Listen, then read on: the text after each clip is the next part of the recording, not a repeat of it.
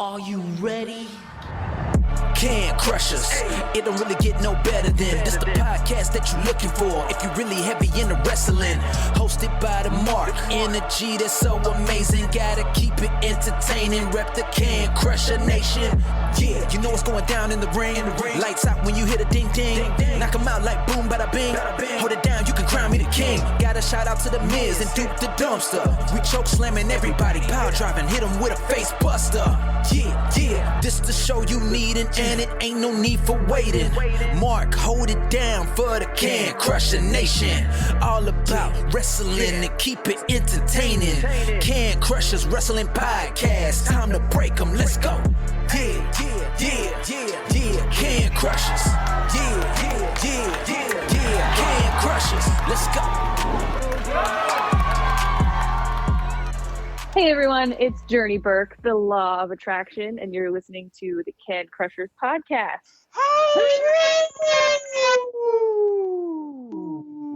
It's Rumble Day!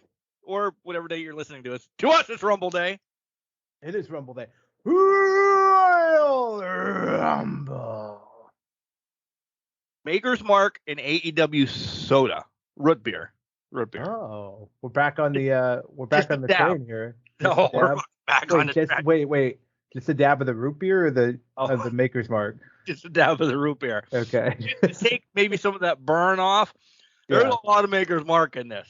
And I have legitimately just got home from a basketball game. I'm trying to catch up. You're ahead of me right now. I don't have anything in this cup yet. I'm thinking the next break, we get some apple whiskey up in here. We might be good. So well, you have to transfer. You have to drive tomorrow. I do have to drive tomorrow. I understand that you don't want to be liquored up. I am not doing anything tomorrow. Family's on or tonight, tomorrow, whenever the fuck you're listening to this. Saturday, I'm not doing anything except preparing for the Rumble. Leave me alone. Talk over text.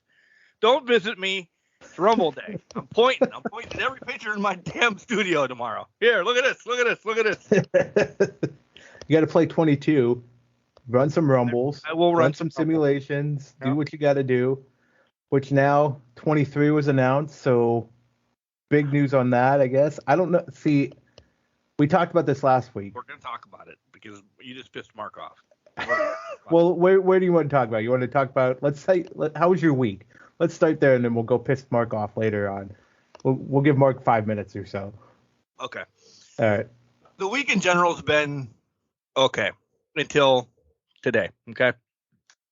Which is Friday, but Saturday. I don't care. Well, you guys know. I'm tired of playing this game for you guys, jumping through hoops. I went to work for 2.5 hours today. I was going to take the whole day off because I had a doctor's appointment. Eye doctor's appointment. It's been set up for 6 months. And, of course, I forget about it until the day before. If you cancel it, you're not going to the eye doctor for another 6-7 months. That's just the way it works. All right, so I wake up, go to work. Snowed like a son of a gun here, so trek through all of that. Leave work, go to the eye doctor. So we did that. As I'm at the eye doctor, I get our Rumble pool. Hey, don't forget to fill this out. When the fuck do you want me to fill this out, Cody Hetrick? I don't know. I thought we were getting it on a Wednesday. I get it Friday. I don't know when I'm going to fill this out. If I don't fill it out, I'm a heathen. If I do fill it out, I'll win, and you guys will be mad at me. We'll get to it. I tell him. He's like, oh, man, I'm sorry. Head down to Natrona Heights. Had a good friend of the family pass away from lung cancer. Her boys I graduated with the dad was an art teacher for me. So, make that trip down to legitimately turn right back around, get back home, drop the wife and the kid off, go to a basketball game, get down to the basketball game, make a drink, call Jenks, and here we are. It's been a whirlwind today, but I wouldn't have it any other way. And I don't mean it because, shout out to the family. I love you. I'm sure you're not listening to this week's episode. So shout out to the family. I love you. I'm sorry. You guys know how I feel. We don't even need to get into that. But I wouldn't have it any other way, because let me tell you, this is the most I've been alive in the last fucking month of like doing shit, pow, Yeah. pow, pow, pow, instead of go to work, come home, not allowed doing anything, go to work, maybe get a basketball game in, go back to bed. Like, this is going to be a late night for me, editing, putting shit together, trying to get a stupid Rumble pool together. And I mean it out of love. I'm excited. Yeah. No, right. But I'm like, holy God. Because I don't want to do anything tomorrow but play Rumble and watch Rumble. Yeah. And drink. Listen, I'm going to get cleared Monday. So I'm clearing myself Rumble day, essentially, alcohol-wise. That's a good call. How was your week? Long, and I'm done with it. Friction on. Oh, ladies, yeah. I was trying to think about what the rest of the words were. This has only been one, honestly. But that's all you need is just the one. You've been off of it for a month or so. Now you need it. Man, this is delicious, too. I'm going to be crocked by the time we do our Rumble picks on this show. My week has just been long. Too much going on. And I'm kind of just over it. So that's been my week. It's just been your Friday, which you had a good Friday. It was busy, though, and it was a long day. My week has just been long, busy, and some days I could just take them and leave them. But so we're here now. Yeah, I'm good to go. I think I do need to spike this.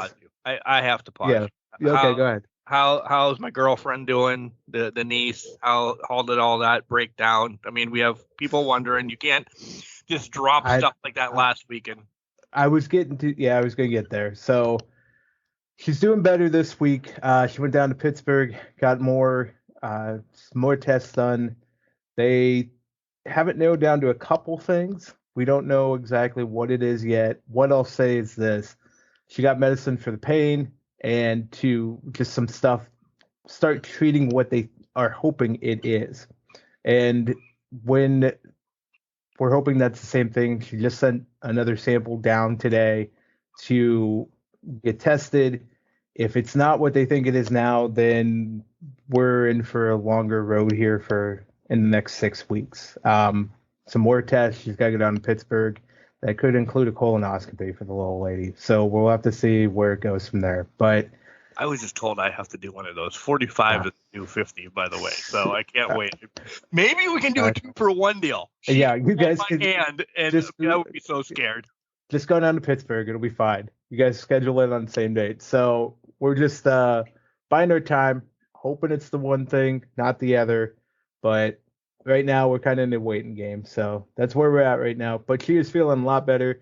Thank you guys for the support, love, and that. But she's doing better.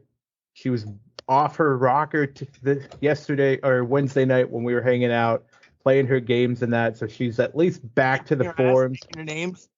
Huh? Yeah. Oh, yeah. She's kicking ass, taking names, doing everything in between. And so she's at least back to somewhat normal form. A little bit of pain, but she's getting there.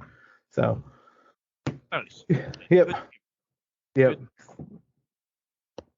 And if you hear Bailey, she's playing with a toy. But she's getting ready.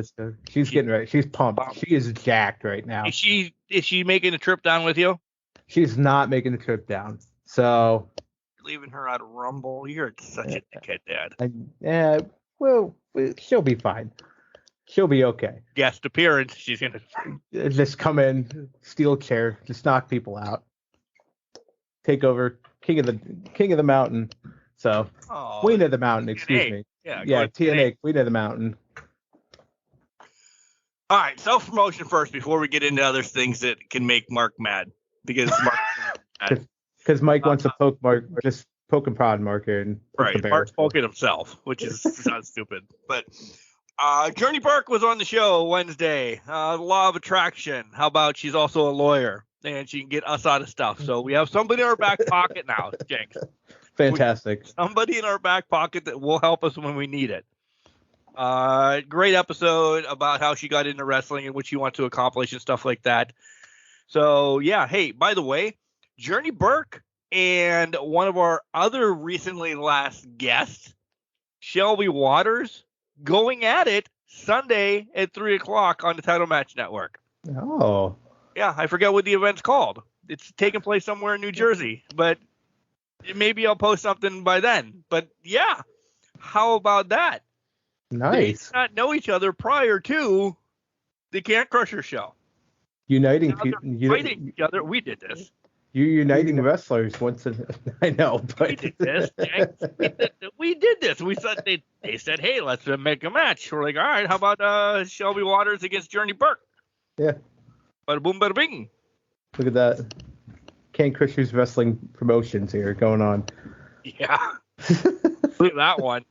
What is it? I have oceanfront property in Arizona. Yeah, something like that. Yeah. It'd be perfect. Returning this Wednesday, the one, the only, Malik. Everybody knows who Malik is. Malik has been on a few times. He called in. He called me and said, I need to do a show. So he's claiming his spots now. Leave it at that. Listen to Malik's episode this coming Wednesday. A lot more coming down, breaking down from here on out, which is cool. A lot set up, so excited for that. Throw all those out the window because, listen, we got stuff to talk about. It's time to poke and prod and be pissed. Last week, we kind of had a project going from 2 weeks ago talking about the sale of WWE. Past guest, The Cheese, called in and talked about it. So we are bringing that segment back because great insight from a professional wrestler. So here in a couple minutes, we'll be talking about that. Jenks, it's not fight forever. It's fight never, ever. It's never coming. And I guess one of the stalling points now was the MRSP rating. Somewhere along the way, that wasn't getting... never rated teen or NA 16 or 7, whatever.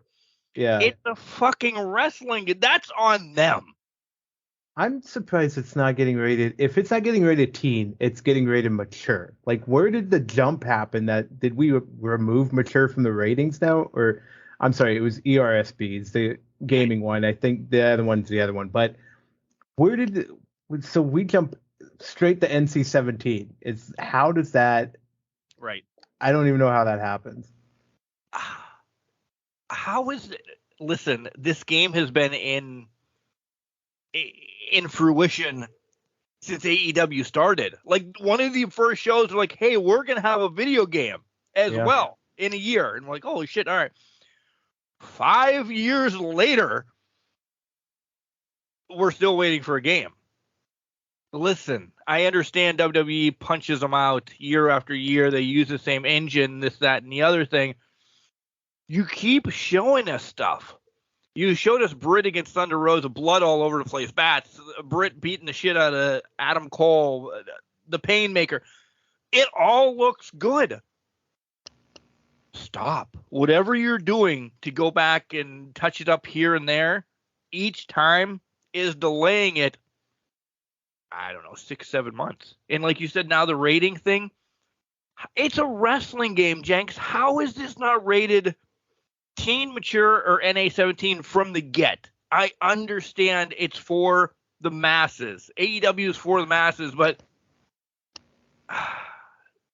rank it higher. Listen, I'm an asshole dad.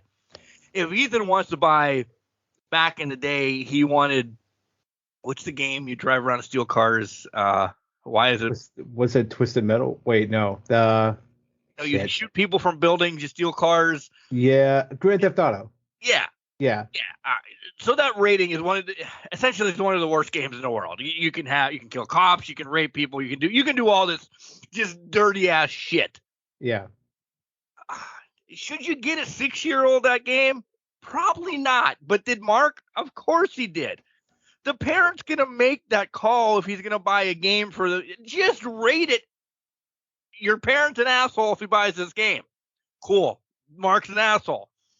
Who cares? Just rate it high. People will get it when they want to get it. Yeah. This is on them. Like, this whole rating thing to F it up for, it's not coming out in March. Why would you want to come out to say March 17th at St. Patrick's Day or whatever? My birthday, essentially, is the 15th of March. WWE is coming out. You're not going to bring out your first game against WWE. Now that John fucking Cena is on the front of it, you would lose. Yeah, John Cena's on the front. War Games is in the damn thing. You're shit out of luck. You were shit out of luck in March. Hell, so wait, how long do you push it back? You got to. Well, let's go. Because we talked about the WWE game last week. We talked about it last week. We said after the first couple months, we were like, okay, we'll play it once in a while. We walked away from it, played it once in a while. You got to wait at least. War Games, isn't it? Now War Games is it. So yeah, and we said we weren't going to buy it, and they fucking announced War Games. And now I'm like, God fucking damn it. It's this. I'm not buying Mega Super Edition this year, though. I'm not either. I don't care about the, like, I'm glad John Cena's on it. I'm not buying the Mega Super Edition. It's going to be the regular base cost price. Because I would have played this one, the one I have, till I still got a lot to do in it. I can play it out and get it done, but I need War Games in my life. War Games, right? War Games. Anyways. The Match Beyond. You notice they never called it that. That was only an NWA WCW thing. I'm starting to sweat profusely over here, by the way. My God in heaven. He has a half a drink, and he's just going downhill quickly, guys. Oh, my God. But they're not releasing until August, September, or even October. No. You have to build it around a paper. I would think. For AEW, you should build it around a pay-per-view. Yeah. So you have some type of marketing going into a pay-per-view. You're not going to just, drop it here. Yay, we have a video game. I'm so disappointed in them. It's got to be, for me, I think it becomes All Out. Or All In, or whatever it's called, All Out. Yeah. Because then you can sponsor the pay-per-view by All Out, by Fight Forever, and then release it right around the time of Grand Slam 2 weeks later. Build it around like that. Just build it up for the months and months on it. But listen now, that's 6 months away. Yeah. Ballpark. Yeah. 6 months away. If this fucking roster isn't fixed, I'm going to be pissed. You have 6 months, 6 more months. You might as well be going in there, put in different people. FTR. Well, if they don't leave, right. And then fix the roster because it's very well. Do something. Yeah, it's very outdated by this point. Yeah. Santana's gone. Is Santana still in it? I don't know. Punk is. We don't have anything besides videos and clips. Yeah. We don't know who legit is in this game unless you've seen the picture of them on the game. Britt, Roser, Jericho, Sheeta, Adam Cole. I mean, come on, who else? I mean, I really don't know. Yeah, Rosa. I think you said Rosa. I saw Jungle 2 years ago doing moves. Yeah. Clearly he's going to be in it, but I'm saying, like, at least give us a roster. Give us something besides it's coming soon. For who? Who is it coming soon for? The end of the fucking world? Or us people that want to play a video game? Yeah. No, go for it. Finish your thought. Because it has, to me, that NWO versus WCW WrestleMania 2000. It has that look. That, as Britt, when she was talking to Tony Schiavone, said, just grab and smash buttons. It has that to it. 45-year-old man is excited about that. I love the 2Ks. I do.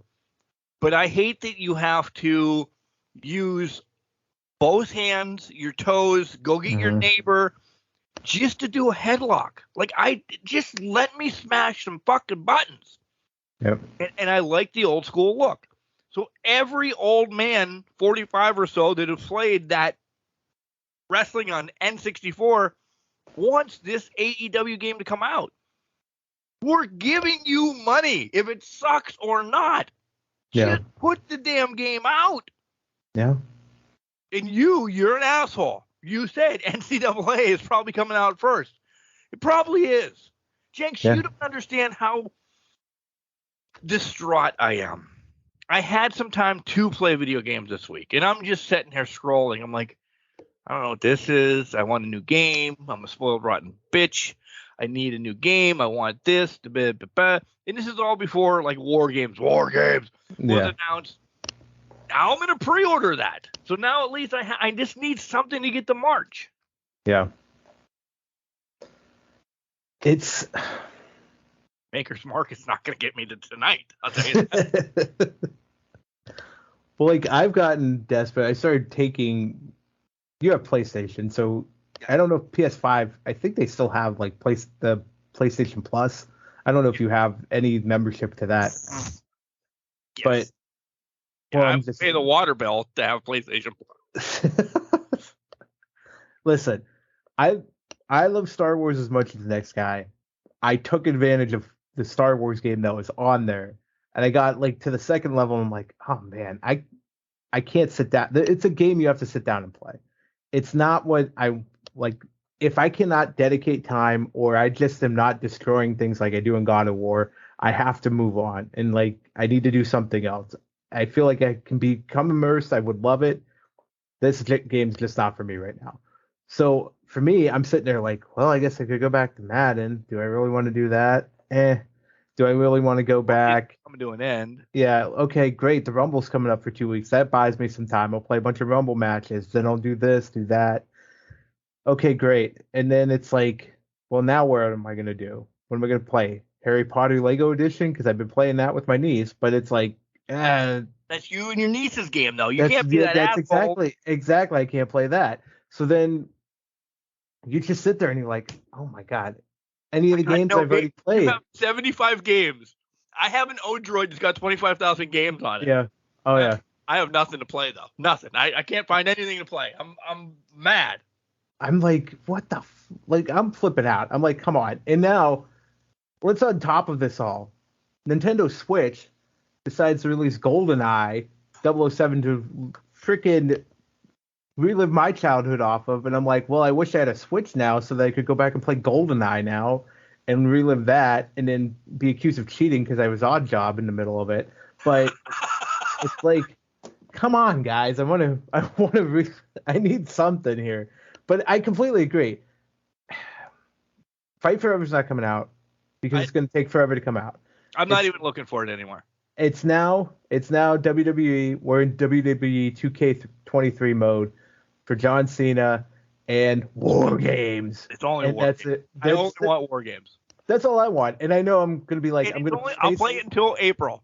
That's exactly it. I'm going to play War Games 45 times, and then I'll play the Rumble match 35 times, and then I'll be like, okay, cool. Done. Yeah. Cool. Yeah. And that's it. I've come to terms. I'm not buying baseball this year. I don't care if I'm on the cover of it. I'm not buying baseball this year. There's nothing. There's nothing they can possibly do to MLB The Show. It's almost getting as bad as Madden. Listen. Yeah. It's almost getting as bad as Madden. There's nothing they can do to it that makes me say I need to have it. Yeah. They've updated the roster, and if you got the PlayStation 5, you can now create a stadium. Can I tell you how that was a selling point the first year? I have yet to create a stadium since I've had it. Really? Yeah. We're in the World Series. I started this whole thing where you're a pitcher and yeah. That for a while. It was out of baseball season though, so I will continue that once it gets back into baseball season.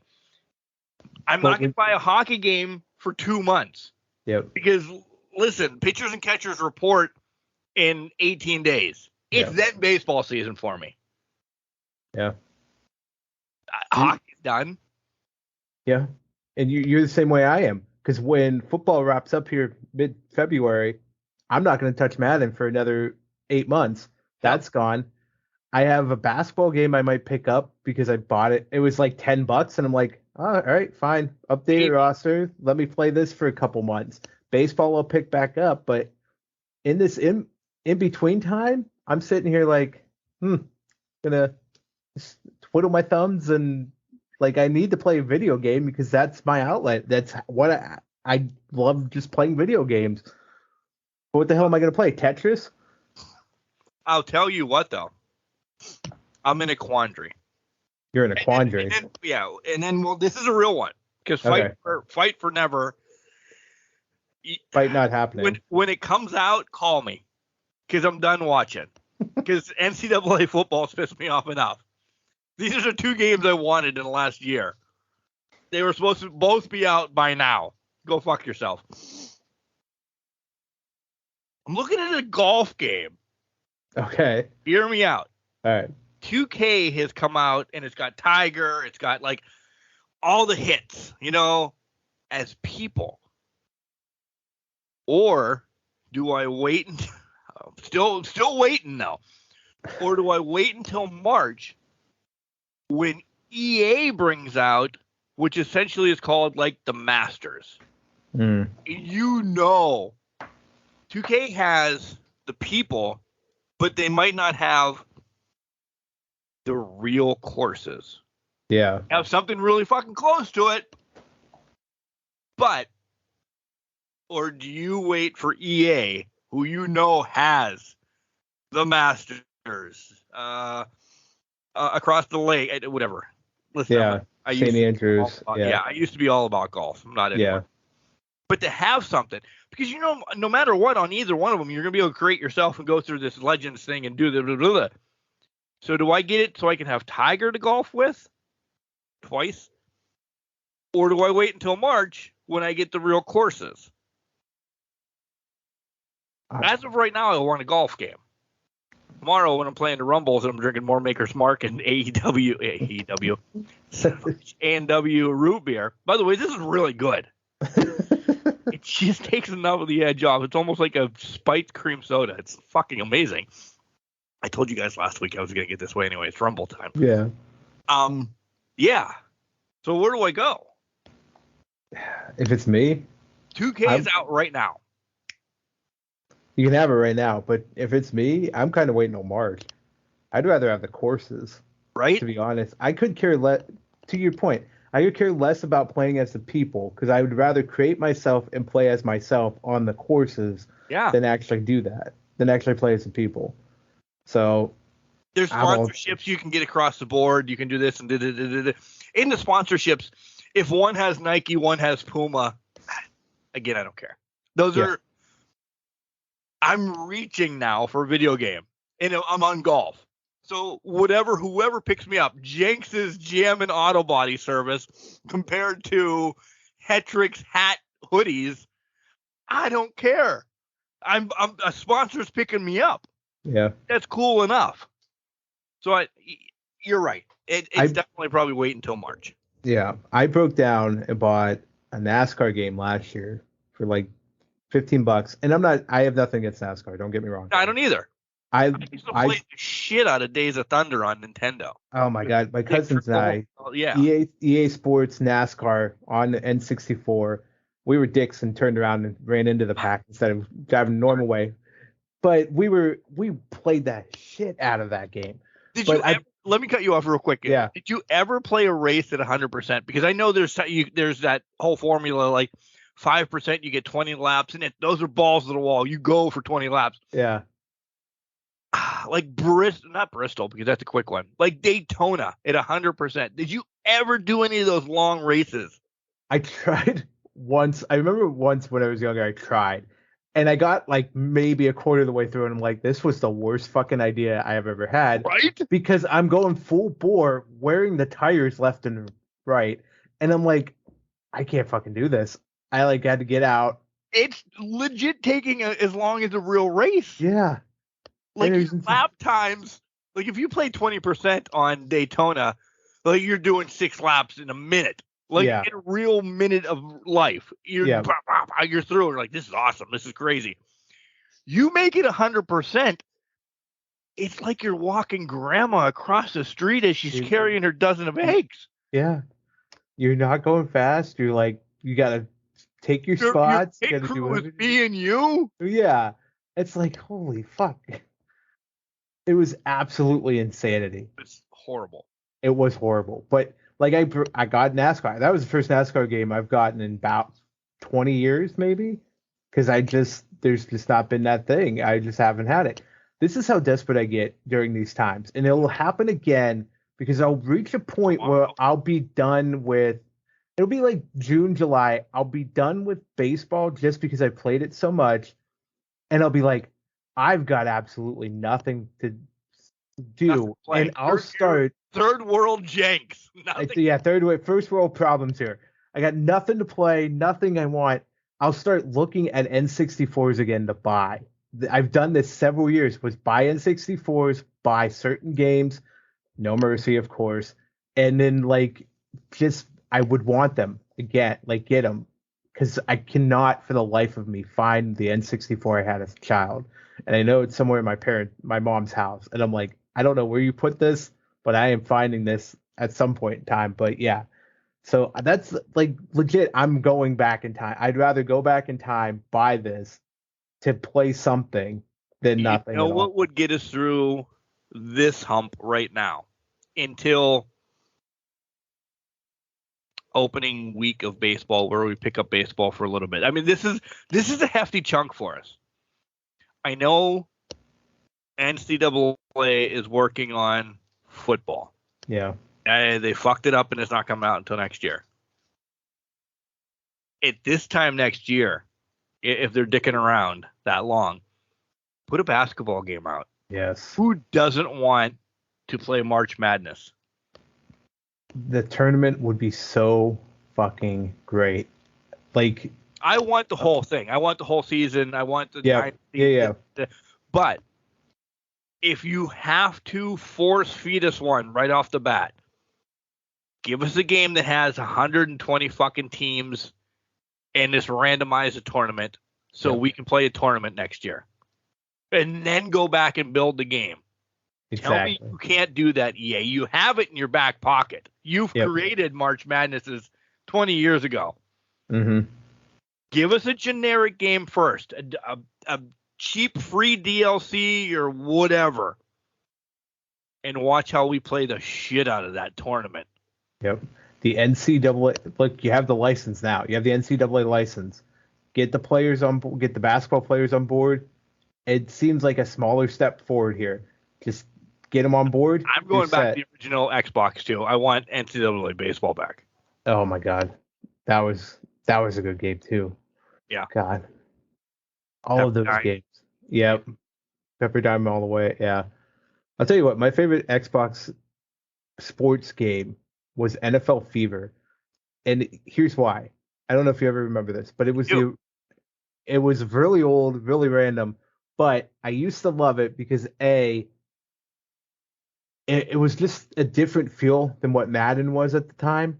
B, they also threw in a bunch of customized teams in that was just off the wall ridiculousness, and you could put them in and substitute out. There's the bumblebees and bullshit. Yep. So when you got bored with the names in that, you could be the center, I could be the right guard. Exactly. And when you got done with the normal 32 teams, you could be like, well, fuck this. I'm going to throw the bumblebee centaurs and fucking shamrocks from Ireland in here and replace 4 teams and just say, fuck it. Let's go. Let's see where we're at.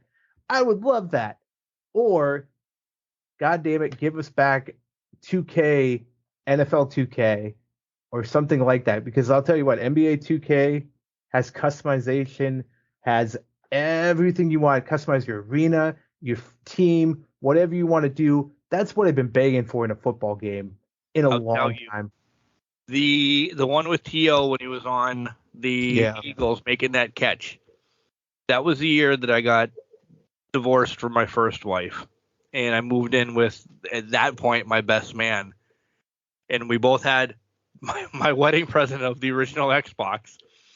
And my best man, as my divorce present, bought me it was ESPN 2K and all that. Yep. We played the fuck out of that. Created anything you could create on that. Because I was working Friday, Saturday, Sunday, and I got paid for 40 hours. Yeah.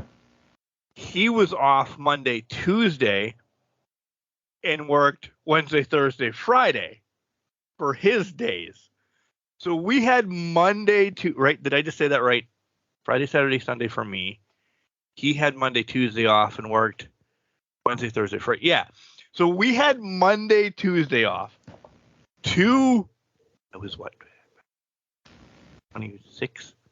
I'm fucking 45 now, and I would still do it right now with you, Jenks. But I was whatever, 25 or whatever. And you were a couple years younger than me. We were never, listen, I don't know why I have to say this. Never did drugs, but I would imagine this is what a meth head felt like.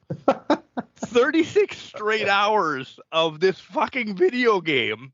Oh shit, we better need to sleep because at least somebody's got to work tomorrow. So I would feel bad. All right, listen, Josh, we have to stop. You have to work tomorrow. Okay. Sirius XM, or it was just regular XM because they weren't combined at that time, playing in the house and then just playing this, just anything. Hey, we all have to pick the worst player and then build our teams, and then we were da-da-da-da-da-da. Nobody would be allowed to be the Steelers because we were both Steelers. So, but it was the shit what we did on this game. Madden bought the fucking rights, and you couldn't do anything like that anymore. No, as soon as they got the rights, everything went out the toilet. Because Madden back then, presentation was still by far the best part of it. Oh yeah, for sure, 100%. Madden back then had, the franchise mode was built out. You had newspaper articles, you had things, you were so engaged. Yeah, the ambulance turned people over.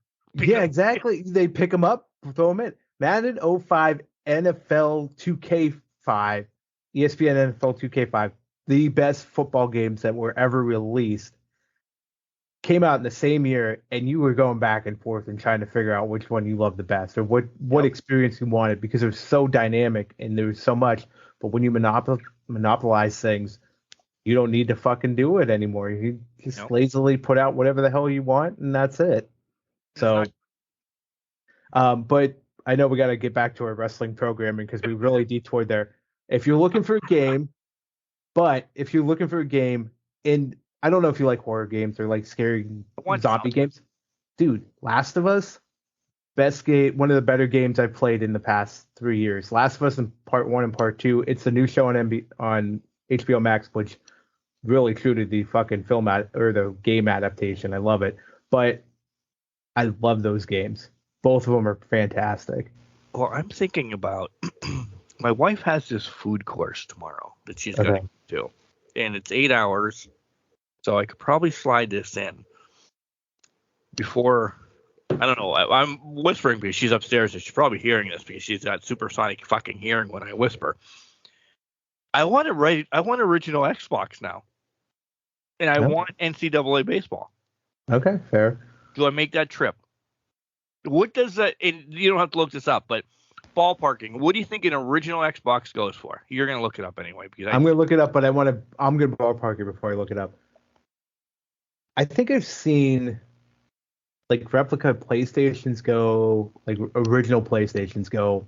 Yeah, I don't want a replica. Do I want a replica? Like replica original PlayStations go like $230. For reals? Now that's one of the more expensive. That is one of the more expensive sites. Have you ever seen the DK Oldies TikTok?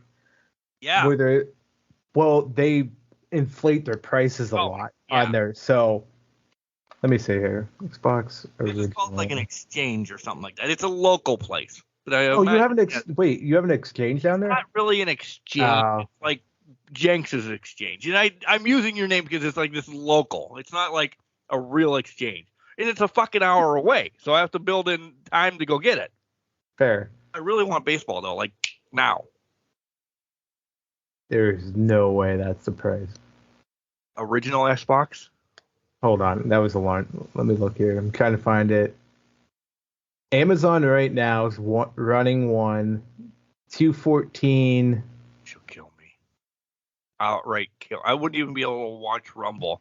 This one's check the bank account and see it came through.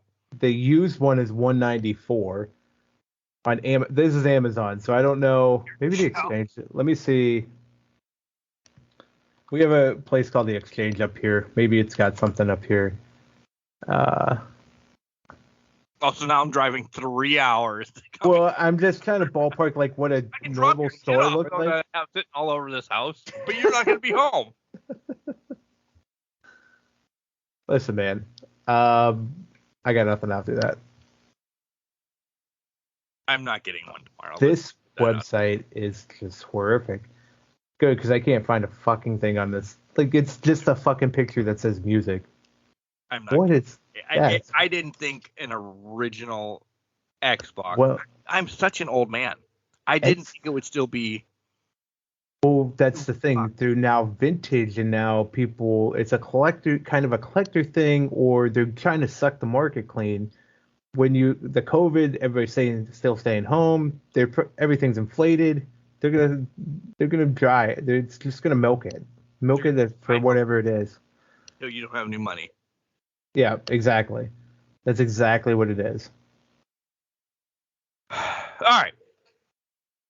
Now I'm really pissed off. Oh, AEW, you're welcome. NCAA, You're welcome. Xbox, AEW. All right. So this is our big to-do here on segment number 1. A couple weeks ago, we talked about the wholesale of WWE, what our thoughts were, what this, that, and the other was. And I put it up on the old Instagram and this, that, and the other.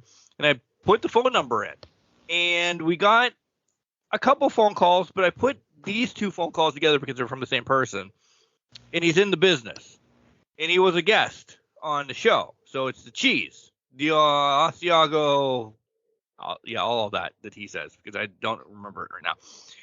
So I'm going to play this for you guys, and you can listen to what he has to say. And then Jenks will kind of do a little rebound and a little respond to what was said and how we think he interprets it.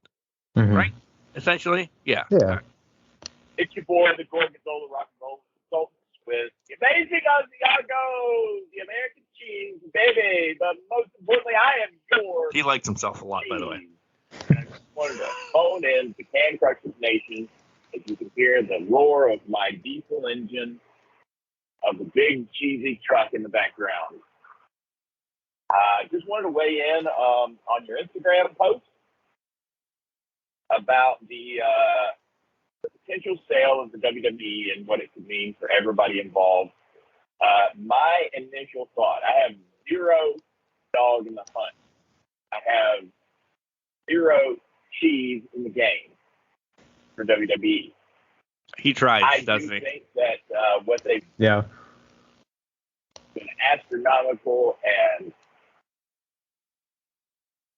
altered the course of not only wrestling, but human events and business, and all these wonderful things. But I did want to say that what this could possibly mean for the rest of the wrestling world, whether it's Disney or NBC Universal or the dreaded rumor of the Saudi Arabia Public Trust Fund or Public Fund purchasing WWE, the implications would be very, very interesting, because you've already got an overflow of talent in AEW. They have a fantastic roster. So many fantastic performers that they don't really know what to do with everyone. And that's not a knock. That's not an indictment. That's just a good problem to have. That would be the promoter's dream, is to have so many great performers, so many great wrestlers that you have trouble fitting them on the card. And when it comes to WWE, they also have an influx, but they literally have 3 different brands going. If you count them all internationally, they've got probably like half a dozen or closer to a dozen different brands going at once. So what's going to happen is those individuals are not going to be jobless. You're going to have a large portion of them that'll be picked up in the initial sale with the WWE. You're going to have some contracts that are going to carry over. You're going to have some contracts that'll end. You're going to have some people sitting at home. Whatever happens depends on the contract situations for the individual people that work for the WWE, where they are. But there already is an influx of people on the independent scene. The independent scene is more rich than it's ever been. Now, I'm not saying that it needs to be broken down and go quite back to the territory days days. And what this does is it opens an opportunity for those of us who are on the independent scene that aren't necessarily looking to get signed by a large company or looking to maybe be on Monday Night Raw or get that contract or do that tryout. What this does is this makes the independents healthier, which in turn will make those bigger companies healthier. If it's done correctly, the guys who are, kind of foisted back out onto the independent scene are going to give those of us on the independent scene and trying to make a name for ourselves. They'll give us a little bit of an opportunity, and it'll elevate those of us. And I keep saying those of us on the independent scene. I'm not necessarily talking about me, but I have benefited from it. I've benefited from big names myself. It's helped elevate me and get me more known in my little corner of the world. But this will be a great, great opportunity for the independent scene. So it's going to make the independent scene more healthy, more robust. It's going to create more people on it. It's going to create more competition, and competition is good. It's not only made Vince McMahon thrive in the 90s and, currently have to pick up the pace with the competition of AEW and Impact and MLW and New Japan, all those entities.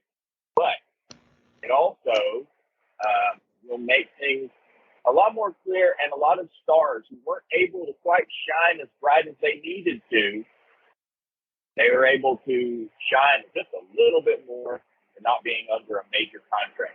Thanks, guys. Hope the discussion's going great. Love you. Hope y'all are having a great time. Take care. So lots to unpack there, and I really want to. We're going to start, as we pull back into seeing each other now, spend some time on this, because listen, guys, we're going to tell you right now, AEW section is going to be really short. So we're going to spend time on this. We're going to really glance over AEW and then glance over what happened on WWE this week, just the way we can spend some time being stupid about our Royal Rumble picks. Right? Yeah. And drink more. Oh, yeah, of course. Because you're actually probably ready to have a drink, and I'm still fucking dicking around with you. You're fine. Let's stop. Overflow of AEW talent. Let's start there. Yeah. He's right. He's absolutely right, because we still don't know what ROH is doing. It is its own brand. But ROH has to come back to AEW once in a while to save AEW. Otherwise, Cesaro's, Claudio is missing in action. Yeah. Where's the ROH Women's Championship? We saw the ROH Tag Team Championships this week, and we'll touch on that. We really will. That'll probably be our main AEW thing. Heartbreaking. I loved it. I cried. Yeah. But if they're not meshing right now, so it's still just AEW for me. What's your thoughts on that? Oh, I completely agree. It's only, and that's what it needs to be. It's the branding of AEW because that's the company. But it's because I think they're dragging. Here's the thing I'm noticing a lot with is there's a lot of dragging of feet in AEW. The video game, obviously, not to bring it back there, but like the video game ROH, it's like we're dragging our feet to make a decision or make a movement or go forward with it. There's a thing of being too cautious when you do things, and you just kind of have to let it go and be done with it. Nothing's perfect. There's things that can be changed with weekly television shows if you're running an ROH show and whatnot. But I completely agree with what's being said. There's an overflow of talent. There's so much talent that has to be used on AEW Dark and Elevation, and there's nothing wrong with that, and I'm glad they have the outlets for that. But they're not being showcased on the larger shows. Only the select few get brought up to the larger shows. And even on the larger shows, we don't see half the people. We haven't seen Keith Lee in weeks. We haven't even seen Swerve. A year. Yeah. Really a year, but come on. Yeah, we haven't even seen Swerve and his associates in a few weeks here. I mean, we have not seen many people for the roster. We haven't seen them in a while. And then even the people that we're seeing now, they take breaks. Sheeta goes something else. Jericho goes and leaves for maybe a week or two, or He should be gone for 2 Sammy. weeks because the cruise is coming. Exactly. People just bow out. Hangman Page pops out for, not saying his concussion, but when he was on a regular schedule, he disappeared for 2-3 weeks at a time. Nobody hear from him, and then he comes back, which is great. You can cycle people in, kind of avoid injury a little bit more that way, and just keep the float going. But this is absolutely right. You have so much talent in AEW. It's so talent rich that they could legit lose half that roster that they have in their back pocket and still be 100% okay. Yeah. And not lose a single thing. And I'm not saying that's a bad thing. I think I'm playing this more into what Cheese was saying about the indies, and just make it more hardy and more robust, because you can release that talent back into it to be healthier. It's the same thing with WWE. If they were to be sold, and let's say it's AEW and they absorb them, you release that talent pool in there. It doesn't have to be the territory days, but it also takes away that monopolization of what was going on there. But I will waive the. I think it should, and maybe it's old man Mark. The territory days, I think, would be. Listen, we were live in the territory days, but we weren't involved in the territory days. We go back and watch the territory days. My grandfather's not here. All right, listen, my dad. Let's say my dad despises wrestling because I made him get into wrestling. But like this would have been like his thing. Yeah. There's people out there that remember the territory days, but they're so far, and I'm not saying the people are out of touch. It's like me and you and the Attitude Era out of touch. The Attitude Era is gone. It's not coming back. We can't bring it back. That was the thing. Yeah.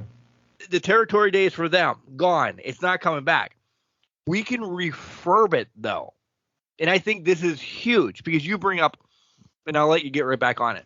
Yeah. Listen, Action Andrade, like he's getting the rub right now from AEW, but is he going to be Adam Cole? Is he going to be Chris Jericho? Is he going to be Jungle Boy? Listen, I've been around wrestling for 30 fucking plus years, and I'm not saying I am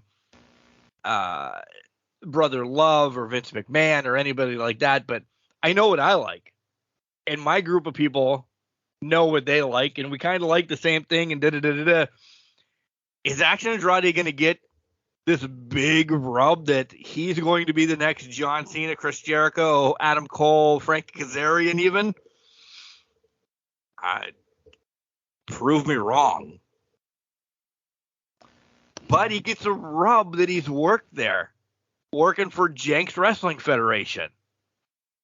Yeah, he'll get notoriety, but here's the thing. And we say we said this a couple weeks ago. This was AEW's X-Pac moment, or 1, 2, 3 Kid moment when he beat Jericho, right? X-Pac mid-card, maybe upper mid-card on the better days, but that's where he reached to. That's kind of where I only see Action Andrade, and that's not a bad thing. Don't get the hate mail. Don't come here with the pitchforks and that. That's a good thing, because X-Pac was mid-upper card in an era that truly defined the way wrestling was going to go forward. The Attitude Era, Golden Era, fantastic. That's what shaped wrestling. That was the foundation for what wrestling is today. The Attitude Era put an edge on it to make it a little more realistic, a little more engaging, a little more entertaining. And it wasn't so much of superheroes and big, strong men. It was more of, hey, there's that redneck that could be at the dive bar down the street and he's kicking his owner's ass, and that's what I want to do. It was relatable. And that's what brought it back to where what it's morphed into today. I go off of that point to say this. Things need to evolve, but they need to adapt as well. I like the idea of doing territories and having the independent scene move like that, but I also don't hate the fact that there can be a single larger entity that encompasses the entire country, Like in Agreed. AEW, I think WWE could have did this back in the 80s, but Vince McMahon was power hungry and wanted it all.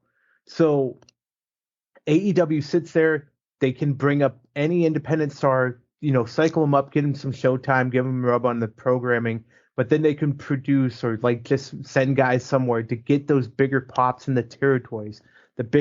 Send like your Ric Flair, whoever that ends up being, send him to bumfuck nowhere Arizona and just have him wrestle. Right. And you know what I mean? No, I agree. I We're on think the same there's a way to do this, to adapt it, to make it accessible to everyone. Provide a network so that people can get the IWC network, there's Title Network, whatever. Those are out there. Make them more well known. Advertise them. Have one central one that can Fight produce would be it. stupid not to sign all of this. Completely agree. Fight, perfect example. Already globally recognized, global entity. Pick up all the independent wrestling in that. My God in heaven, people would buy it. Your numbers would skyrocket. Yeah. There's an And it's only opportunity $4.99 a month for Fight Plus. You're going to add all of this. This idiot's already ready to give you $50 a month if you're adding all of this. Yep. There's more exactly. idiots like me out there than there's not. Completely agree. I completely agree. I mean, I'm one of them. I would buy it. Right. So the opportunity is there to evolve and make it to a healthier climate. Because let's be honest, everybody knows this. From 2001 to 2019, it was a WWE bust, and it was a barren wasteland. You could bring up Impact, you can bring up TNA, but it never reached a level that could produce a healthy comparison. Same with ROH in that.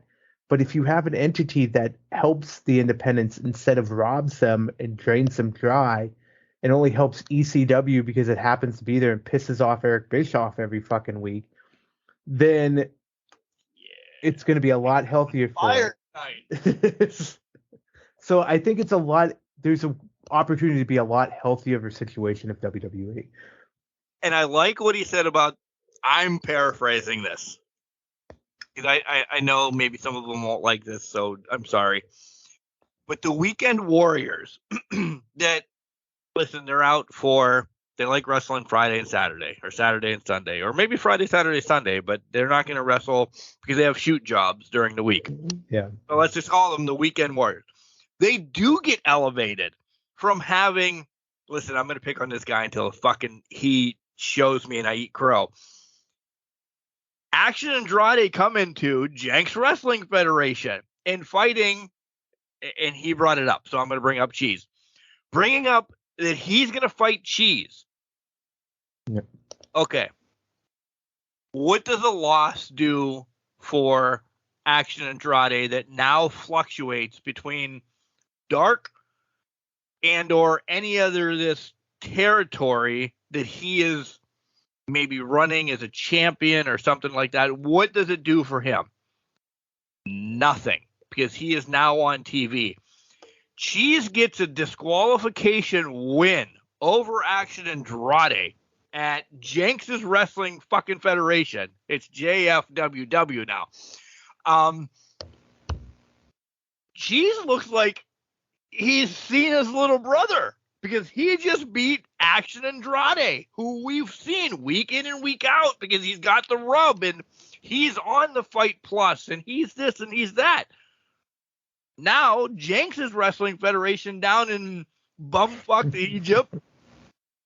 Jeez. He likes Asiago. Cheese. Oh my God. But now Cheese is selling millions of shirts. He's going to WrestleCade. People want to know who the hell he is.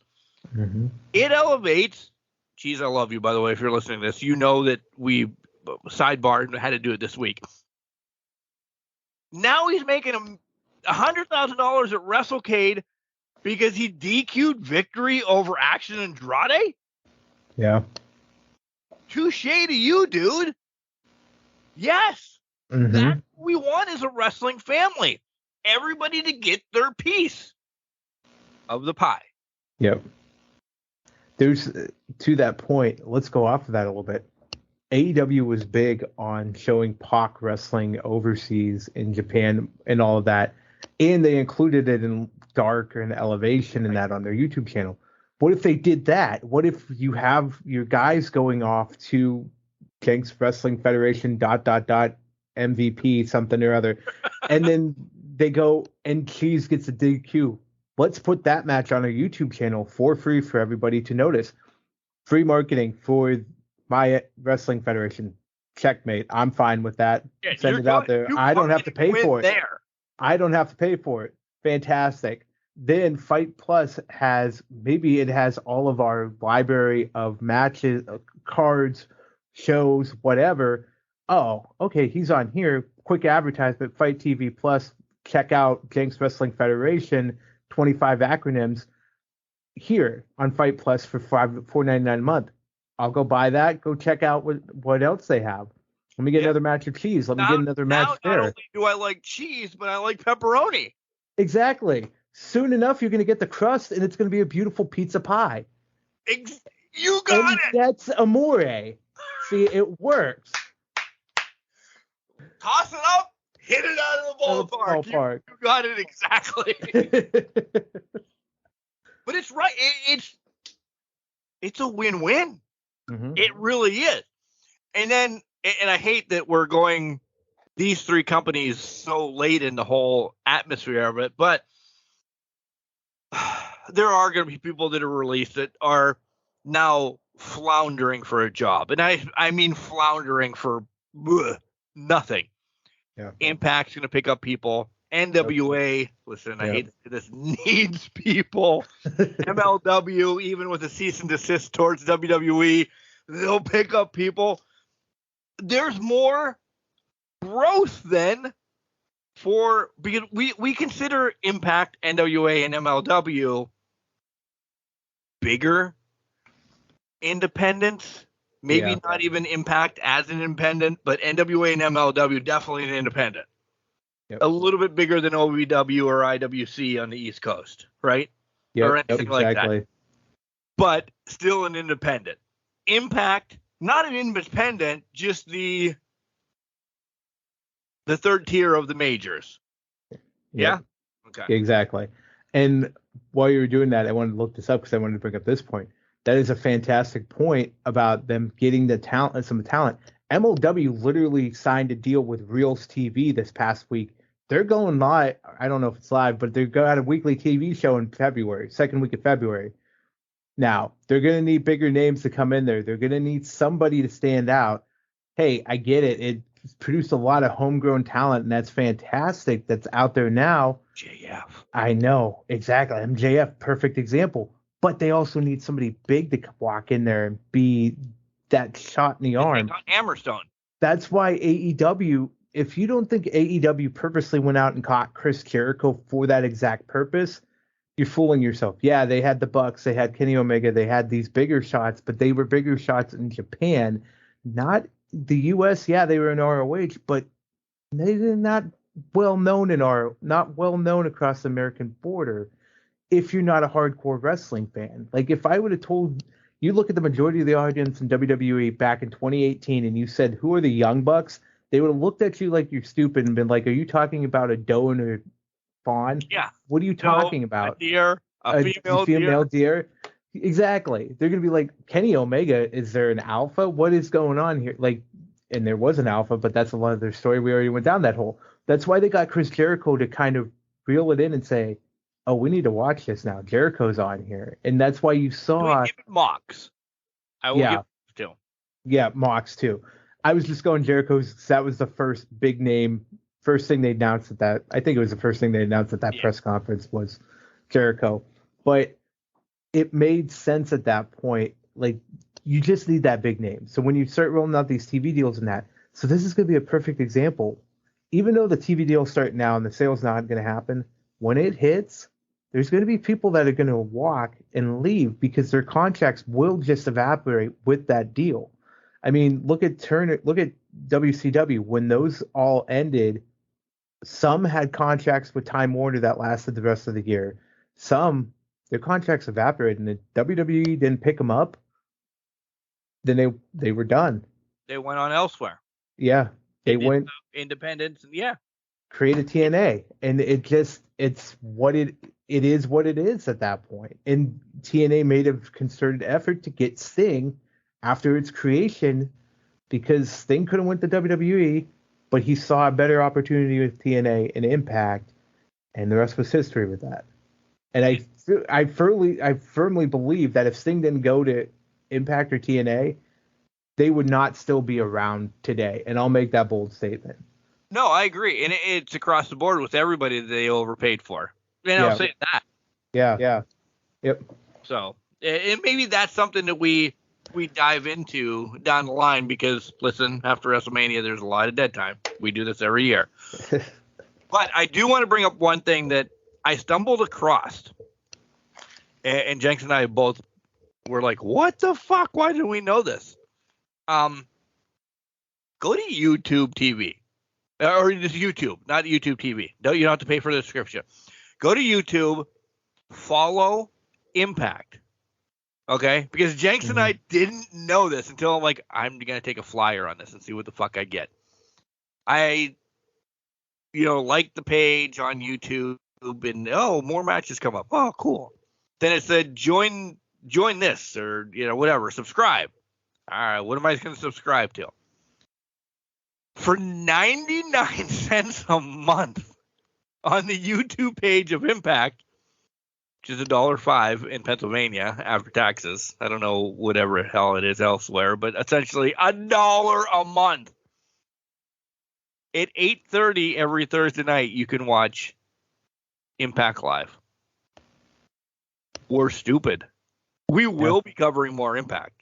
We will be. We definitely. I did it lickety split. I'm like, this is gonna be like, we're charging you $1 million backloaded.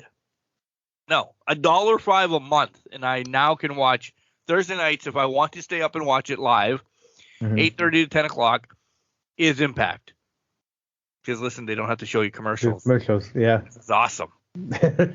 Or when I get done with work on Friday prior to the podcast, I got an hour and a half to watch it before we record. Yep. It makes perfect sense. Yeah. This is available for all of us. Why didn't we know this? Like I don't. You would think Impact is going to make. I know it's $1, but there's $2 between me and you. Yeah. If we get another 1,000 people, this is money that they're making. Why don't they say this? Why isn't this? I don't know if you're getting pay-per-view. I'm sure you're not getting pay-per-views, but at least to watch the content weekly, it's 99 cents a month. Yeah, I did it. Yeah. You know why? Covering them more. Just so you know. Yeah, we will be. And I can only speculate the reason why is because there's a contract that they can't advertise that, oh, hey, we have it for only $1 a month over here on YouTube for you. But by all means, go ahead and navigate to this channel. Don't just watch this channel too, or you could watch it for $1 and you don't have to pay for cable, but Right. I'm sure. Yeah. I'm definitely sure there's something like that in the mix. It's gotta be, yeah. But no, I agree. It says subscribe, type in Impact Wrestling, subscribe to their channel, because then you're following it. And then it says join. And then you're like, what am I joining? A cult?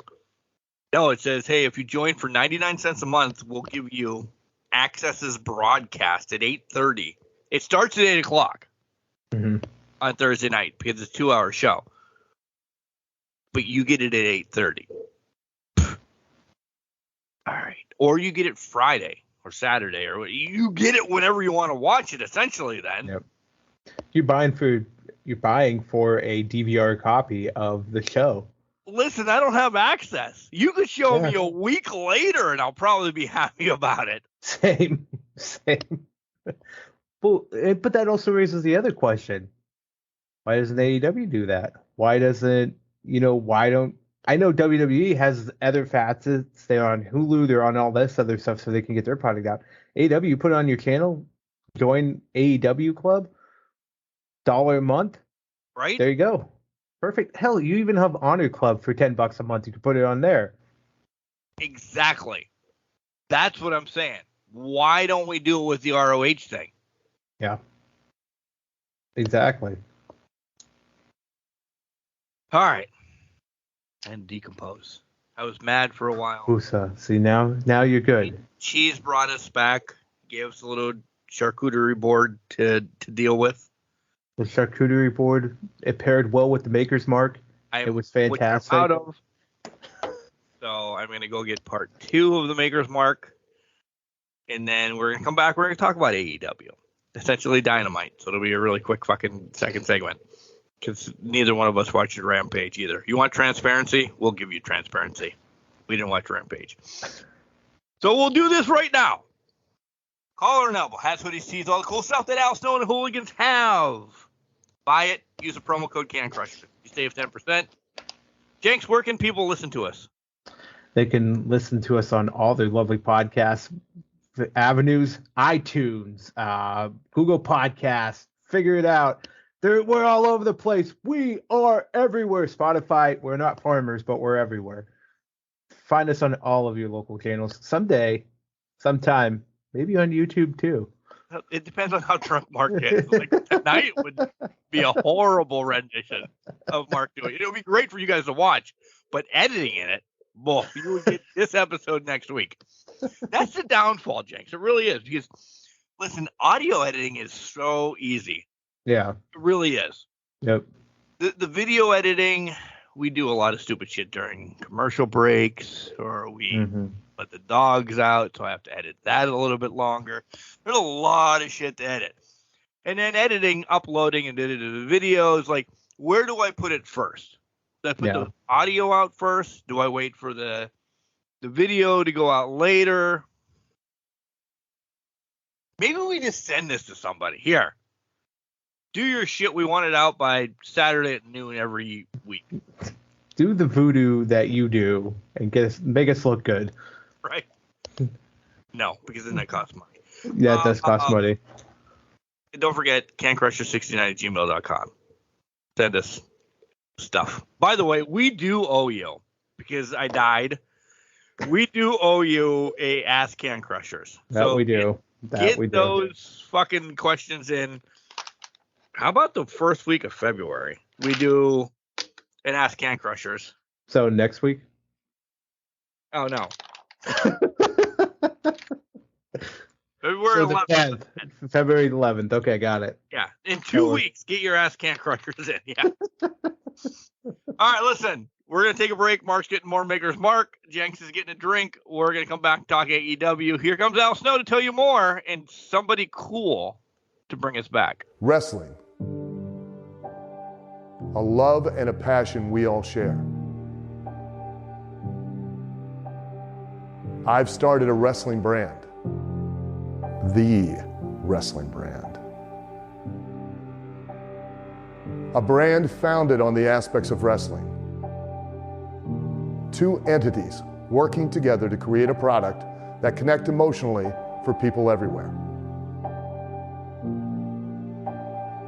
Collar and Elbow is the brand.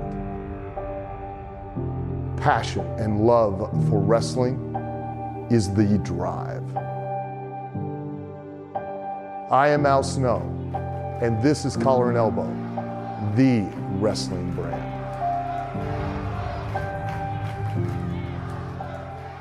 Hey everyone, this is Shelby Waters. You're listening to Can Crushers. Come hang out with us and let's have some fun. I get a whiskey drink. I get a vodka drink. I get a lager drink. I get a cider drink. We're ready, Can Crushers. Let's go. AEW Dynamite. Wow, you got something in your cup all of a sudden. How long of a break did we take? Just enough to get enough holiday cheer or January cheer, whatever you want to go with in my cup. So apple, huh? Apple whiskey. Very nice. It's this candy apple one I got from Southern Tier. Very nice cinnamon flavor. Very, very, very nice.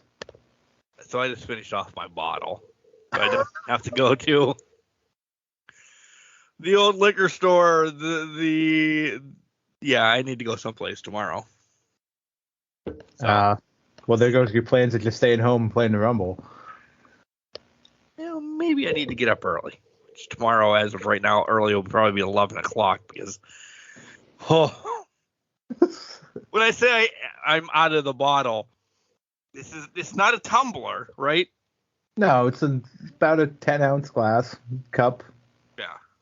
Yeah. 6 ounces of whiskey in this. Well, I think that's better But than I'm the out. first glass because you said you only put a dab of root beer in it. I did. So, I went back. I'm telling you, I like this root beer in it because I like just taking a little of the hint off. And my snuff for the week, because you guys know I'm quitting chewing and I'm doing this tea leaf shit, which is really awesome, is Killer Vanilla by Outlaw. oh, that's what's playing it. You Yeah. get vanilla, you get the root beer, you get the Maker's Mark. Mark is in heaven.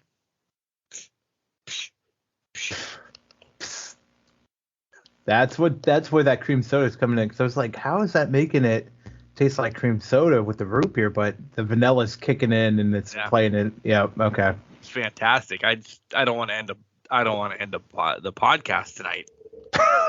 So once the podcast is end, I have to edit this. I have to get ready for bed. I get yelled at for drinking and being loud. Yeah. Enjoy it while you can. Exactly. Somebody's coming downstairs because I've been mocking her too much. So if Mark gets smacked upside the head while we're on camera, we're going to see what happens. We didn't watch Rampage. We apologize. We apologize. It's not what it's about. All right, so Dynamite. JAS comes out before the show actually even opens, turns on TV. Like, listen, I'm a dick, and I'm a communications major. This show was off from that point then. Like, whoever was doing timing, Mark being a complete asshole, the whole show was not right. Yep. Because after the Briscoe package, it was fucked up. After the Buddy and like nothing aligned on this show time wise. Mm-hmm. And it bugged the piss out of me. The wrestling itself and the storylines were great, but nothing on time was right. And I don't know shit about Excalibur, but I think he knew as well that fuck, timing is messed up on the show, and we're not getting it back. He knew they were behind the 8 ball, and he was just trying to fight for whatever they could at that point. And it seemed like the rest of them were kind of scrambling a little bit as well. Like it just nothing was coherent. Nothing on this night for AEW Dynamite, and it happens. It's just the way it crumbles. It happens sometimes, but show every week. So. somebody is not running the show timing next week. That's for damn sure. But overall, though, listen, there were some matches that were good. There were some matches that were great, and we'll get there. We really will. But let's talk about everything up until Briscoe Lethal. That's AEW. Yep. Briscoe Lethal wasn't even ROH.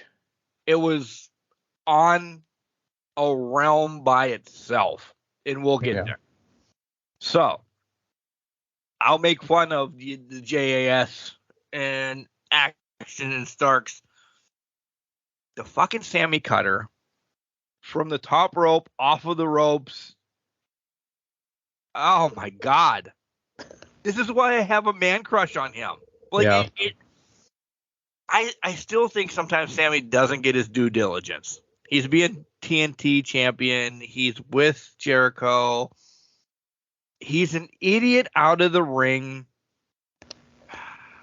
Ty is probably not helping him that he's linked and or married to her. But he is so good. Like, I want him to break away from everything. I want him to get ready. I want him to get a divorce. I want him away from Jericho. I don't want him to do any of this. I want him to show everybody how good he can wrestle. Because I remember him in Wrestle Circus and what he did down there.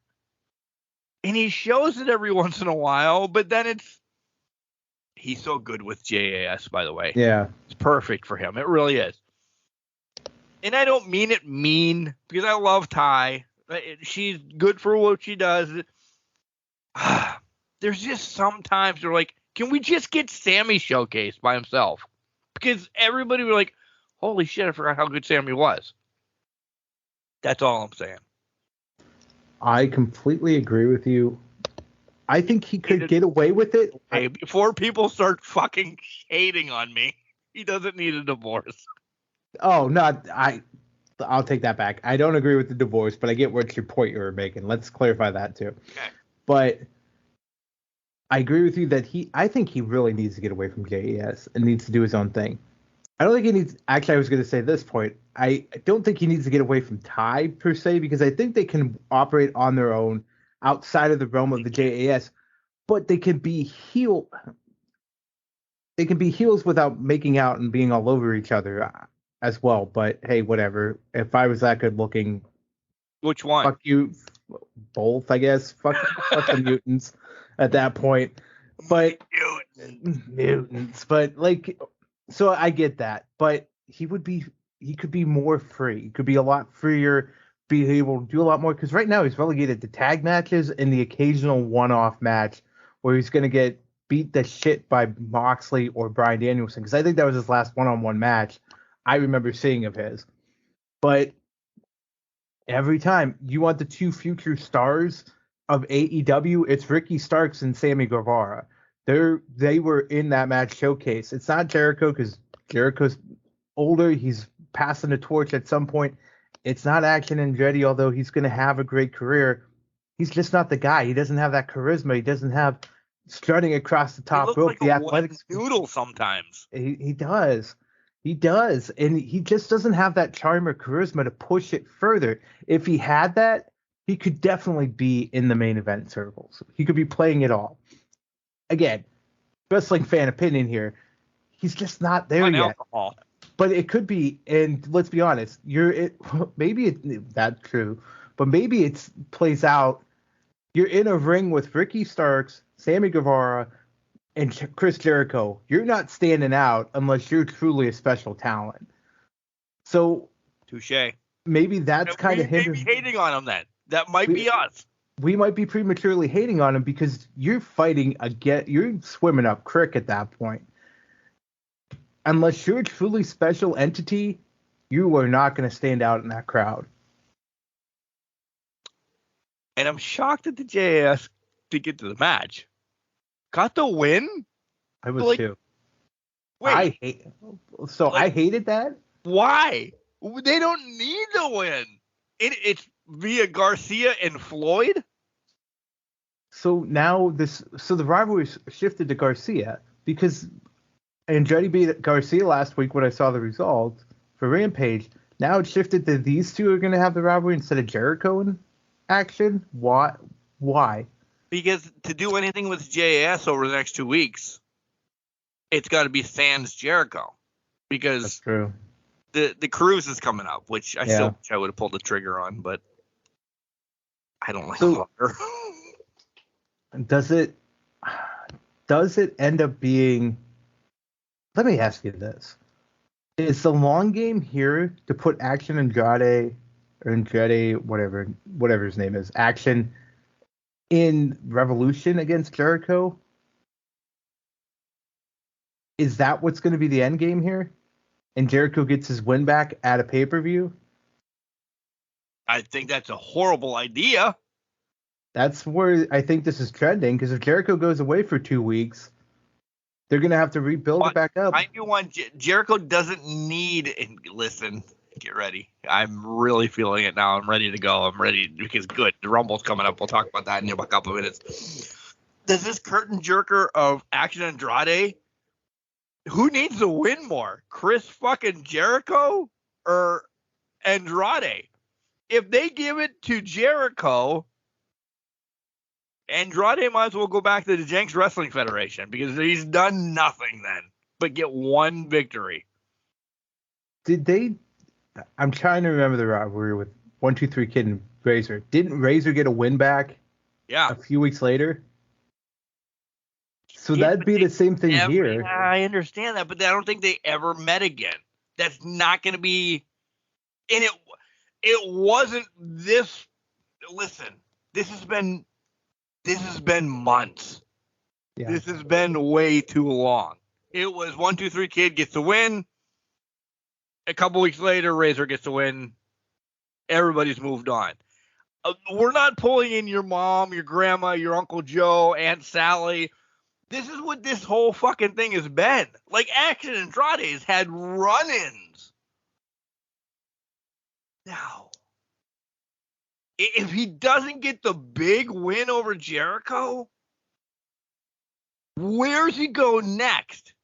Are we calling the Malkies for him to have a fucking feud against the Malkies with him so he gets something on AEW? Are you feeling him? Oh, God, this is... No, I'm having a great show, by the way. Are you feeling him? Like, is he doing anything for you? no. So you're pairing him with Ricky Starks, who is probably, this is where Jericho is supposed to be going, right? Yeah. Ricky Starks is the thing that we want to happen.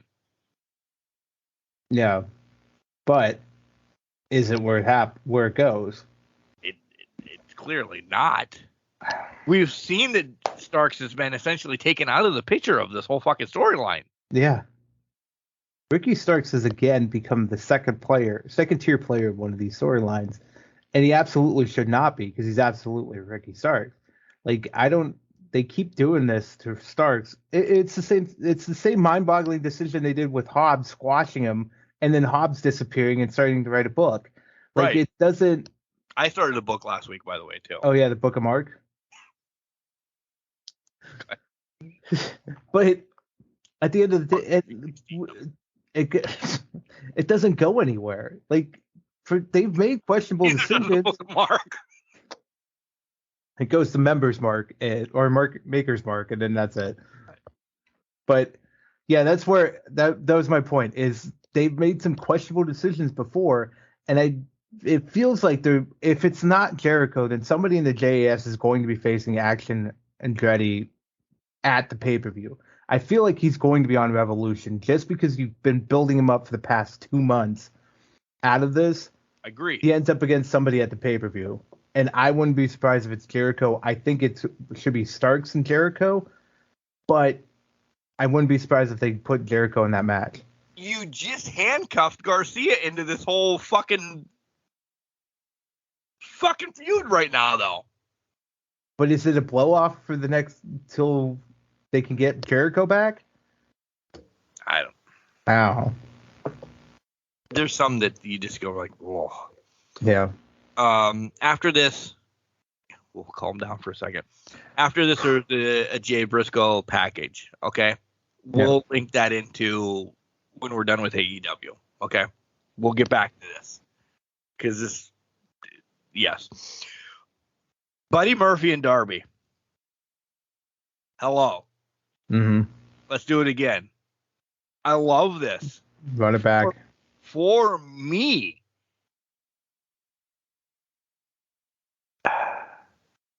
Besides heart tugging match of the week, because listen, there's only one match of the week. If you're a human being that loves wrestling, there's only one match of the week, and we're going to get to it. That aside, this was fucking amazing. I at one point thought, you're giving it to Buddy? Yeah. Are they really giving it to Buddy? So I'm now sitting up in my chair. I'm like, they're giving it to Buddy. Buddy's going to be the one that actually leads the House of Black into championships. They're giving it to Buddy. They didn't give it to Buddy. But holy moly, we need more of this. Mm-hmm. How fucking refreshing. And again, I mean, Grove is fucking Darby's your TNT champion. Right. But, yeah, and he's finally proving he can wrestle. And he can be a pillar now. We're fucking on a title reign tear here.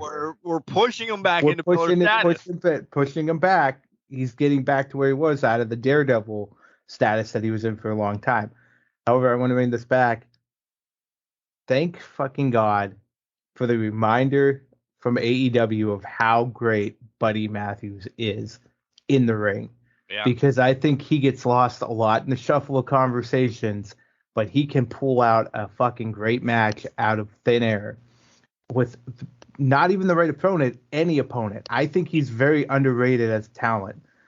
And I look back, man, this was fantastic. This proved it on so many levels. It proved Darby's getting back to pushing him back in that direction of where he was for Pillar. But Buddy Matthews, man, watch it. Sneakily, he could become one of those key pillars or key players as we go further and further down the line here. Old, but he could still be there. He could still be there, yeah.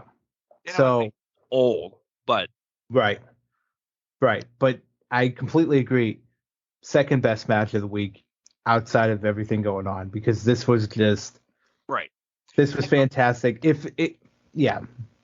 So yes, if this would happen by itself, match week done, crushed everything. Yep. But I love Adam Cole. This package was stupid, though. Did I take it the wrong way? Like, first of all, Adam Cole doesn't wear bandanas like that. What the fuck were you doing? Like, that was number one that pissed me off. I'm like, what? That's what made me mad. And I'm like, so you're telling me you're not actually ready yet? You'll be back in a couple weeks. You'll be back at Revolution for your first match. Yeah. I got. Well, yeah, I mean, it was blatantly obvious at the end when they focused on the banner and him looking at it. It's like, okay, well, that was a nice subtle nod. Not. But also... And your stupid bandana. And your stupid... Britt, talk to your man. I don't understand why they thought they needed a package like this for him. I feel like you just put clips of him wrestling. He said he's ready to come back. Big interview promo that he came back for.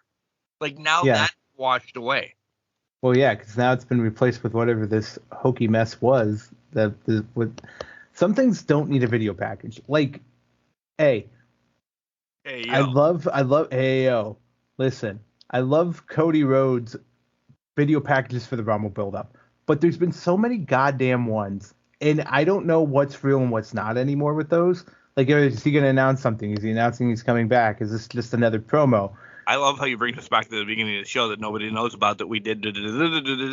Yeah, because I had to. Wait, we will probably very rarely cover SmackDown next week because it's with nothing happening.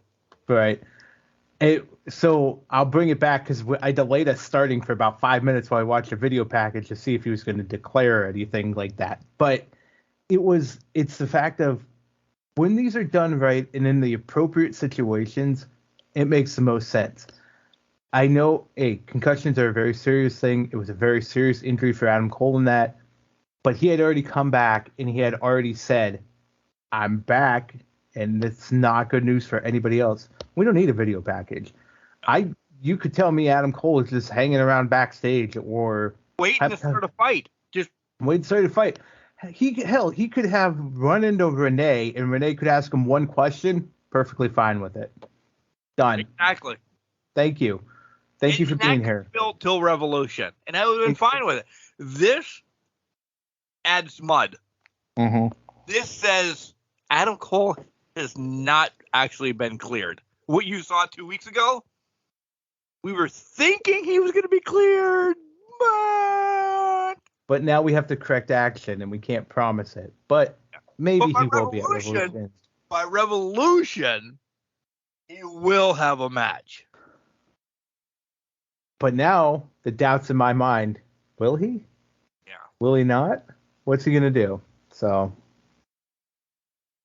I hate both teams in this fucking next tag team match. Why do you hate Jungle Hook? Because it's force fed. It's for I hate anything. Listen, the FTW title is now not that it's recognized or it is now beyond recognized. We forgot that he has it. Yep. So it's a piece of shit that he's carrying around. You're force feeding me to like both of these guys, which I have already. Mm-hmm. Oh, wait. We've already had this whole Matt Hardy gimmick of being fed with somebody that he doesn't want to be with, but he's with Ethan Page. He was with Private Party before. Nope.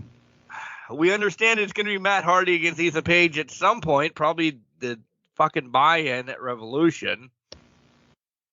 Jungle Hook. Where are we going to go with this? Nowhere, because we're waiting for Christian and Lucha to come back to start something with Jungle. And Hook's just going to be put back on to fight a bag of chips that had Danhausen. None of this. I'm done. Yeah, You're annoyed because you took your glasses off. Well, I had to clean them. They were bothering me, but I don't understand the point of Jungle Hook. I don't think anybody does. But where does Hook go from here? Is this just to get him to the match with Big Bill at Revolution? Big Bill. Is this where it's going to go? Because I feel like we haven't heard from Big Bill in a while. So is that the title match? So what we're going to get is another Big Bill getting squashed match is what I'm being told, what I'm understanding here, because it's not going to go well for him. That hasn't gone well for Lance Archer in his entire AEW career. So I guess that's fight Cage. Oh wait, his match is next, and same thing happened to him. So it's like I just don't why you have these talented big guys who could dominate and be a monster on your program, and they show up once in a while, act big and bad, and then all of a sudden the next week they lose, and then they're gone for 6 to 8 weeks, and that's Brian it. Cage is your is 130 or ROH trios champions now. I would not have known that. I probably forgot about that for half a second because I haven't seen the ROH trios tag team champions in a while. Who's the other 2/3? As of right Gates now, of Agony, right? Are they? I thought, but who knows? Somebody in the embassy has them. Yeah, I hated that. And listen, and I had to say it right. Listen, they're bringing the Acclaim down way too fast. They have way too much more to do with them. The Revolution, they're losing the championships, and this is a stupid move. Yeah. But I didn't even mean listen there. The Guns will be good in time, and I won't knock them. This isn't the time. If you're taking the championships off of the Acclaim right now, there's more to do with them. There's fun to do with them. They've had some good title matches, but Mark's going to say, you realize that if you didn't put the titles on these guys right now, you'd lose money. Yep. Now, Mark is saying the only reason why you put the titles on the Acclaimed is for money. Prove me wrong.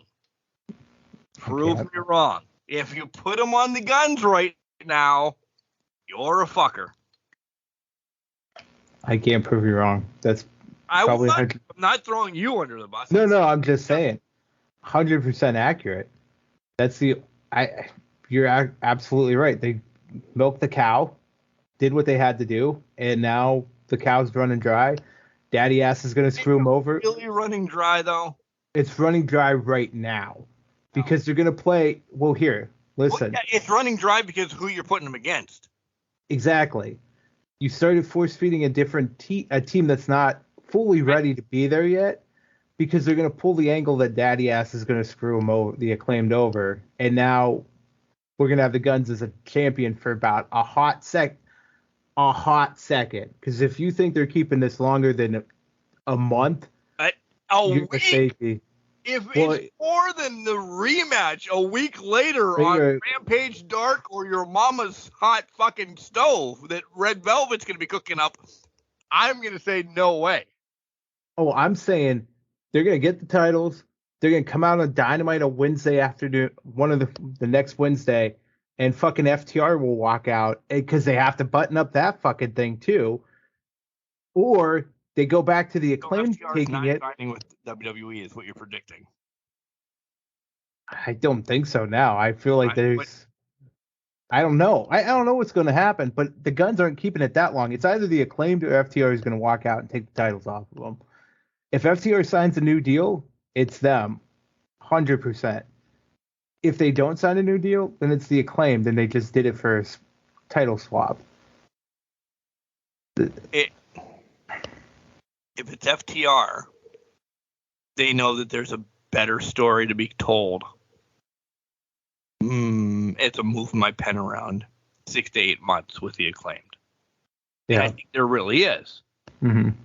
If it's not FTR, it's exactly what you said. Oh, fuck, we couldn't sign FTR. Give it back to the Acclaimed. Maybe. Listen, it's not going to be the Bucks. They don't want to push that yet. Yeah. Where do we go then? And I'm saying this honestly because I didn't think AEW was going to just take this long, but it doesn't matter. Where do we go then? It's not the Bucks. They can't buck it yet. I can't bite into luchas. Now we're struggling because we don't have Mark's Pride and Powerful team anymore. You're going to hate what I'm going to say. I'm sure I am. They've created them. They've mismatched them together. Jungle Hook's your strongest candidate right now to just make a run at it. After the Guns get it. Yeah. I mean, it's your only option if you don't give it back to the Acclaimed and you're not putting it on the Bucks. Luchas are gone. They're not even close to a number one contendership now. I think they push them to the moon. You give Hook another title, a recognized title reign. You give Jungle Boy something to do until Christian gets back. The writing's there. You can shake your head all you want, but it's looking dead in the face. They need to get their favorite tag team the title one time. Their favorite tag team is fucking Top Flight. I know, but... And you hate it. Do you think it's Top Flight, though? If everybody could see us, if we were on fucking Facebook or YouTube. Well, you know what? Just did an odd. I guess that makes sense because they faced 3 months. They faced the Bucks. The biggest thing in the BCC. They just beat the Bucks. They're gonna beat Spider-Man and Superman prior to them getting a title match. Yeah, no, that's fair. I didn't even think about that. I don't want it. Is it better than Jungle Hook? Miggy and Max is better than Jungle Hook. I don't like it. I don't like force-fed teams. Yeah. Unless it's Drew McIntyre and Sheamus, but we'll get there. That can no longer call themselves Banger Bros, but we'll get there too. All right, so the next match is Brian Cage against Danielson, the American Dragon. Yeah! Man, I fucking hated everything about this match. And everything about it. I even mean MJF coming out. Like, this whole segment was garbage. And I never thought I'd say that about Daniel Bryan, Bryan Danielson, and MJF. Listen, Brian Cage could be a stand-up citizen that walks humans that are 900 years old across the fucking road, that wrestle good, that is he's just not built good to be a professional wrestler anymore. I don't give a shit if he's the ROH champion, 6-man champion, your mama's champion.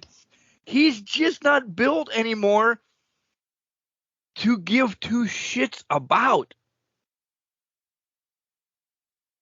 And listen, this was a bad segment for MJF. I never thought I'd say that before. Like, it just didn't feel like he was into it. No, it felt like a lot of half-assing was going on with this because anything with Brian Cage anymore just feels half-assed. Like it's not. We're not getting the full potential there. Like he's just riding it out. He's probably making a shit ton of money, and good for him. He is, and I know he's had his issues with AEW in the past, so he's riding it out, doing the best he can, and that's what he's doing. But you're right, it just doesn't. Nothing clicked. Nothing made sense. Nothing was like memorable. It just was. There was nothing memorable about this, but a small bump in the road. This never felt in jeopardy. Like it never felt like anything more than just a big guy fighting Danielson. And I don't care that Danielson was having his arm ripped off. Yeah. RoboCop was going to come next week and like surgically repair it, Tommy John surgery, and he'd be ready to go. Yep. And then again, you throw in Takeshita for the help. Yeah. Why? What are we building up for? Where does this go with him? Is he joining the BCC? I don't understand the connections here because where's the BCC? You just confronting Paige backstage. Storyline, right? In AEW. Yeah. It's about the heavyweight championship, right? Yep. Can I tell you I was more involved in the next match than I was this? And the next match has nothing to do with anything. I'm not surprised at that whatsoever. And I don't blame you one bit. This was not good. Mm-mm. Like, this smelled WWE on AEW. They're forcing it. Bad. And I don't even care about this match. Toni Storm, Ruby. Britt couldn't be involved because she's injured. Yep. Hello? When did Britt get injured? Apparently last week or 2 weeks ago or something like that. Are they putting it off for future matches? Something didn't smell right in this match, like with this whole thing. This was the end of Dynamite. Yeah. A lot. And listen, we're going to have a build-up. We're going to have a build-up on Dynamite. We're getting there.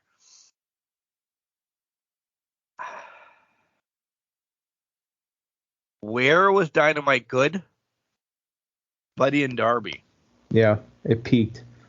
After that, we're talking an hour and a half, essentially, right? Yeah. But Britt does come out and Britt comes out, Intergenkos, and causes an issue. MJF talks about this guy, whatever. Ready? What do you got? Tony's kicked away. Taz is kicked away. It's Excalibur. And we get Chris Coleman and Ian. And there's no notes on this, Jenks. No. My feelings are now already coming back.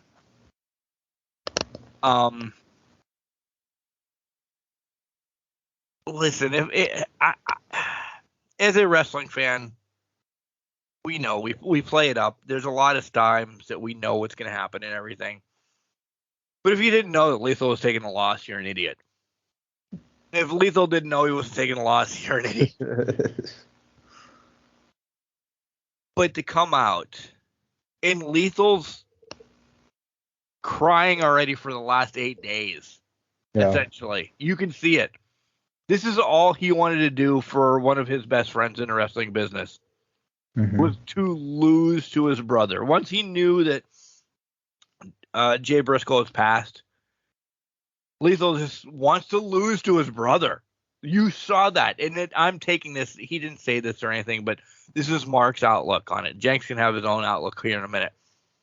Lethal wanted to lose to his brother, Mark, as a tribute and go crazy. And I don't know, don't hate me, if this meant more to Lethal or if it meant more to Mark. Because Lethal got me. Mark came out, he did his shtick. He did his thing. And I didn't get anything from Mark until after he got the win. And then he said, hey, Jay, this is for you. You're, the family, the girls, this, that, and the other thing. Good for him. Mm-hmm. Good for him that he could do this. Yep. And I'm not saying this to me. As a human being, I don't know if I could do a match like this. If it was for you or for a family member or whatever, I don't know if I could do a match like this. He did this for his brother on his fucking brother's birthday. Yeah. Good God. I'm going to cry right now. Really? That's awesome. So he comes out and does this. Lethal is a wreck. And I'm not pinpointing saying Lethal was whatever. This, Jenks, how can we not make this match of the year? Like there's a there, and listen, I'm on a podcast right now. It is. It really is. Unless I don't know. Well, I can't even fathom it. This is it. This is the most honorable thing you could possibly do. His best friend, Jay Lethal, lost with the Jay Driver. We had the Froggy Bow outside. We had all of this. Listen, the match itself was amazing. But what it meant for humanity and wrestling in itself, there's no possible way. So I'm going to be a dick. This wins already in a different category. Do I sound like the asshole now? That's why I jumped over you. I sound like the complete asshole saying it can't be match of the year because we can have a Brock Lesnar versus Braun Strowman match that's even better. That would never happen. But you understand what I'm saying? Like, this hits on so much more. If you wouldn't pick this a match of the year, I'd call you an asshole. That's fair. I mean, it was a match that transcended the entire business and what everybody had collected there. This meant so much to so many people involved, not only the two guys in the ring, which is without stating knew that was, but to anybody that was in ROH, because you saw the videos pull in, anybody that's been in a locker room with him, family members, friends, this needed to be almost like that closure moment for them. Even though it's not closure, it's just that one moment of solidarity and that one tribute. It was a culmination of 8 days of, and let's give Tony Khan credit where Tony Khan gets credit here, fighting, scratching, clawing. Fuck Warner Brothers, by the way. Yeah, fuck Warner Brothers. He fought Warner Brothers Discovery to get this match, to get tribute to Jay on AEW television, and to get Mark Briscoe into this match and get these guys into a position where they could have this closure type match, because this is the way people do things. They were professional wrestlers, and this is the way they can let it all out, let it be known. We talked about Mark just kind of keeping it held in to the most that he could. That's how he is. That's how the Briscoes were. They really were. They kept that anger, the fire, the desire, the ready to go. But he finally let it loose when the match was over, because he was trying to be a professional, but he was trying to do it in honor of his brother. I can only imagine that after he left that ringside, he broke completely down. And Jay, man, he did his best. He was out there. he held his own. He held his own in the match. He was a mess. He was a wreck, but he was out there to honor somebody, and he was out there to do what he needed to do for them. It's one of those things where you try, you don't see it, and you don't see how it would play out, and you don't know how people could do their best to kind of pay tribute to you. But when you come together with the right people that are there for the right reasons, it turns it into something that can be a very memorialized thing. Like, I remember when Eddie died, Ray and Shawn Michaels fighting. It was so emotional. It was so emotionally packed. And you could just feel the tension. Like, he knew Eddie. They bonded over being born again Christians. Ray, obviously, his best friend. They fought over his son, for God's sakes. But it was like one of those things where it transcended the night because it made it that much more special. It was like, oh my God, okay. We have two people that genuinely cared for somebody. They took care of it. Now, saying that match paled in comparison to what this match was. This match was by far a better match, better tribute, if you will, for them. And I don't want to be comparing tributes to them, but No, I understand what you're saying. Yeah, it's one of those things where there's so much heart and soul and emotion pulled in here to finally see it happen, see something happen in tribute of Jay. It may not have brought closure to those two guys, which I think it might have, but for wrestling fans who loved and adored him, and for the people in the back, to see a tribute match, to see a tribute to him on the show that is most closely associated with ROH at this time, it finally did that. It finally was like, okay, we've honored him. We finally tied off, and we finally did what we needed to do for Jay and what we could do for Jay. Yeah. Where everything goes forward from here, it goes forward. It does what it does. But on Wednesday night, it was truly a special moment that will be lived on for forever. I didn't think the titles were going to be brought out. And if he carries both titles out, that's when I lost my shit. Yep. Listen, we are two that cry at a drop of a hat. We'll tell you when we cry at a drop of a hat. He brought both out. I thought they're going to let him have a match. Titles won't be a thing. Titles won't be brought up. He brought both titles out. And I'm like, this could be the last time Mark ever has a title in his career. Yeah.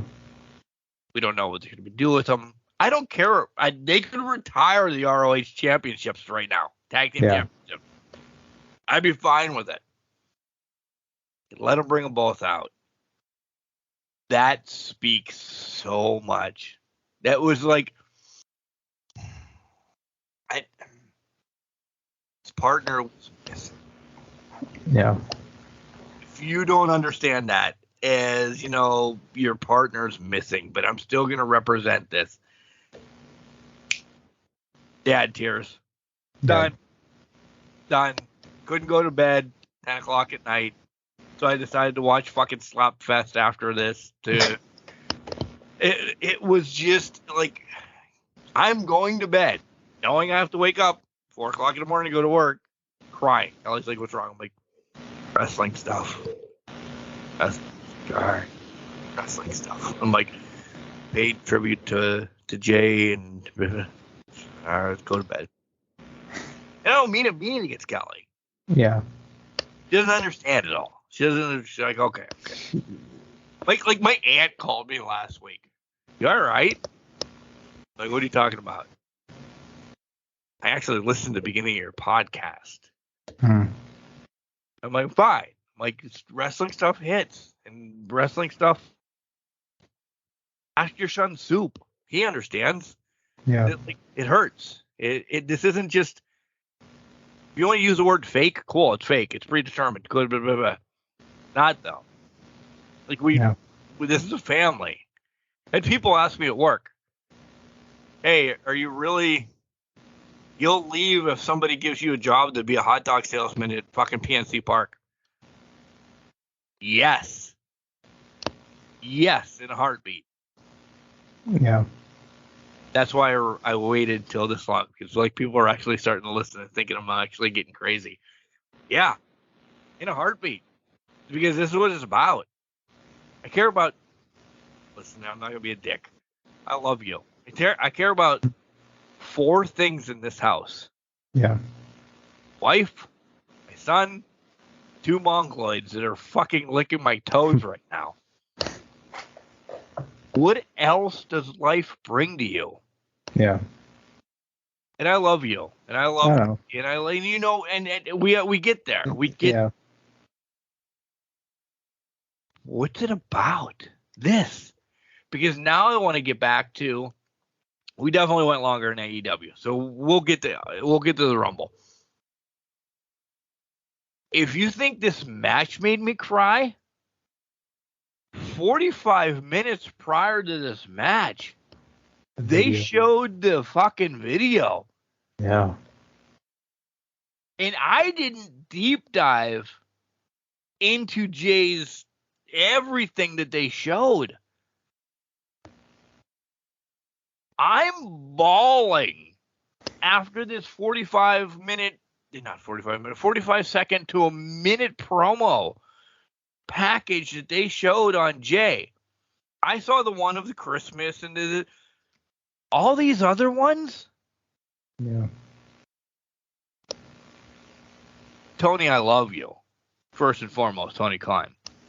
Because yes, this is what was needed for Jay. Not what you did for your ROH package for $10.99 a month or whatever. Touche on that. Good. You fought. In time, you may have to give back, I'm thinking. Yeah. Warner Brothers in Discovery really, you might lose some money down the line. But thank you. Because you know what wrestling fans want. You know that what you did Wednesday night, you'll get more support for fucking 30, 50 years for what you did. You won't lose any money. You might be dinged in your contract, as I do air quotes. You'll make it up. Yeah. And if that was what your thing was, good on you as a business person.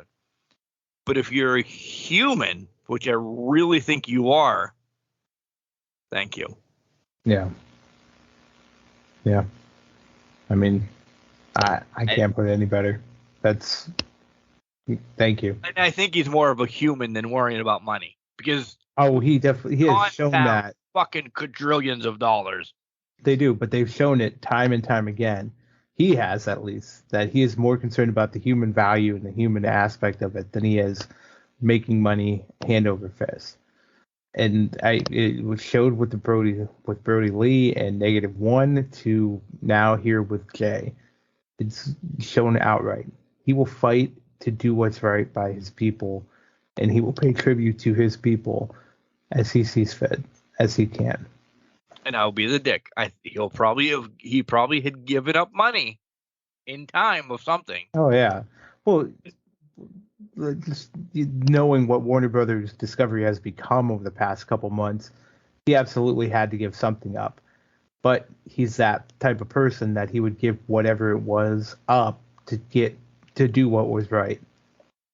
So. All right. We love you, Jay. We love you, AEW. We love you, Tony. We encapsulate all of that. Are you feeling it? Is feeling it. It's there. I'm Usi. I'm Usi, baby. I'm feeling it. We have to take a break. We come back. It's all about Rumble. All about Rumble. If you want us to talk a little bit about WWE, we'll encapsulate that in a Jenks.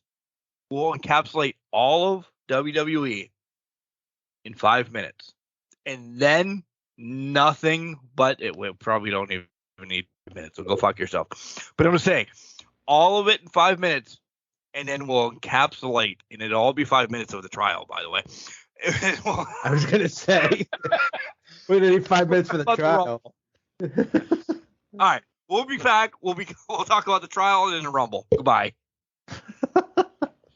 I don't know how you tasteless trash stumbled upon this podcast, but you happen to be graced by the podcast Can Crushers that had the greatest wrestler on for an interview. That's right, it's me, the big boss of the Iron City Wrestling Academy, the big boss of IWC, Big Boss Glenn Spector, and you're listening to the Can Crusher podcast. Ladies and gentlemen, welcome back to Rumble season.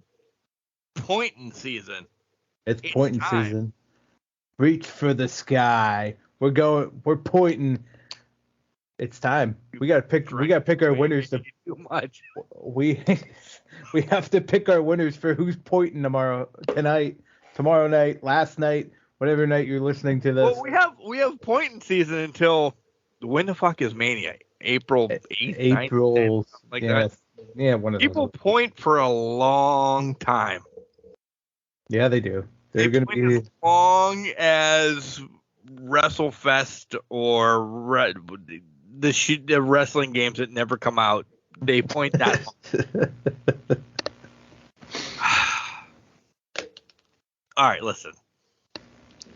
We really have a little bit to talk about on WWE.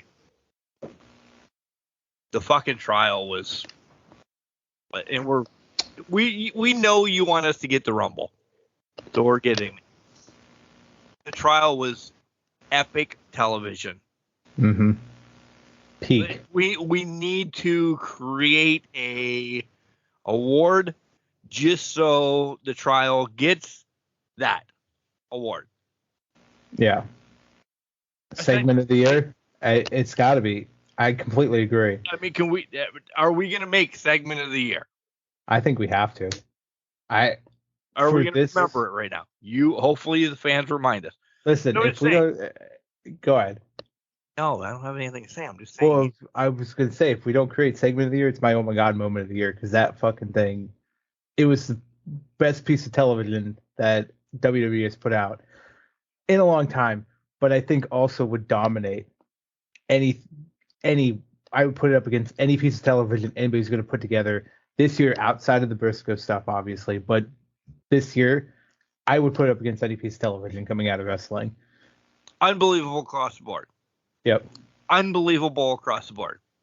I thought, are you drinking orange soda? No, it's Gatorade. Oh, okay. I gave up soda a long time ago. I know. Yeah. Yeah. Everything about it. I thought, listen, I don't watch live Raw. I've said this for months now. Yeah. I watched it in hopes that it was the first thing. Yeah. I won because it was the first thing. It was 40 minutes long or however long it was, and then I went to bed. I questioned, even when I went to bed, if I knew what was going on. Even after Sammy got the win, saved the titles for the Usos, all of that, I'm like, I have no clue what's going on. Yeah. I can't wait until Saturday for the Rumble. What did Mark just say? He can't wait for a WWE pay-per-view? What? Not only because it's Mark's favorite one, the Rumble concept, throw all that out the window. We don't know about the Pitch Black. We'll make some shit coming up that you would think we know what we're talking about here in a minute. Tell me what's going to go on between, and this isn't prediction time, so don't tell me. Do you have a inkling of a clue? Roman, KO, and the issues that Sammy has to come up with. Is that in your noggin at this point? No, I've been trying to figure out the fucking test, the final test from Roman I don't know. Like, I've heard a lot of interesting theories. Some involve KO, some involve Jay. There's a lot of interesting theories here. What's the game here? Yeah. Is there a game? Oh, Roman's playing a game. He's playing a damn. He's manipulating. And this, I say this in the greatest TV fashion. He is playing a gaslighting and manipulating game unlike no other to get his end goal, whatever his end goal is. And I'm here for it. And I'm here. This is perfect. This was the perfect segment. How many things, let me be that devil's advocate, are wrapped up in this end goal, though? Because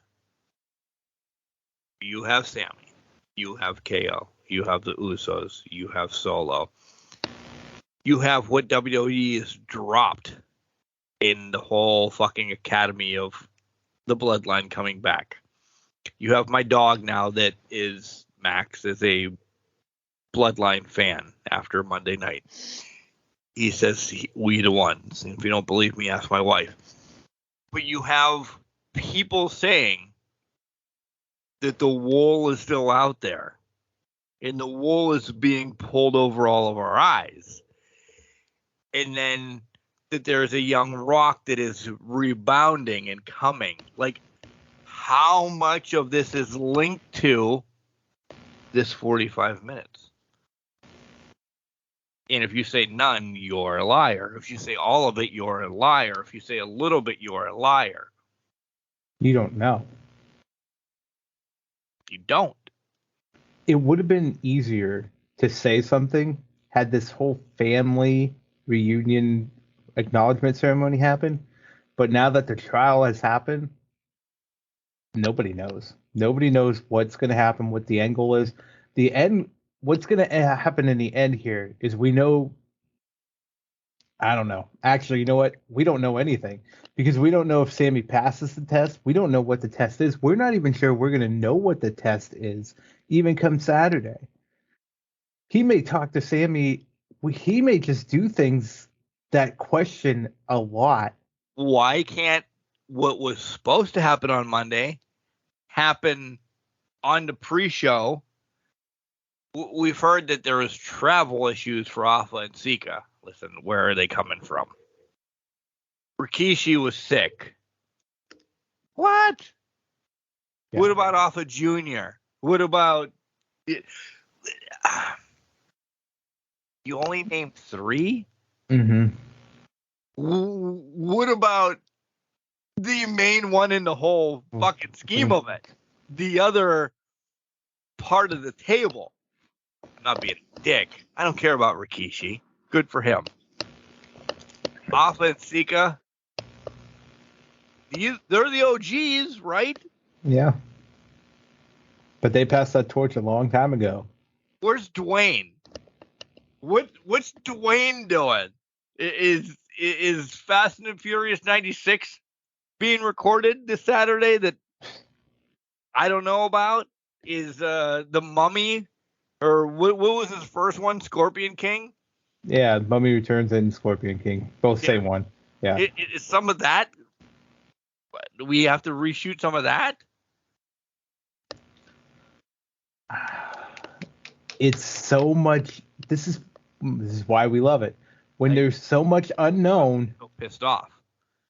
Well, you can be pissed off, but you gotta love it at the same time. There's so much unknown and so much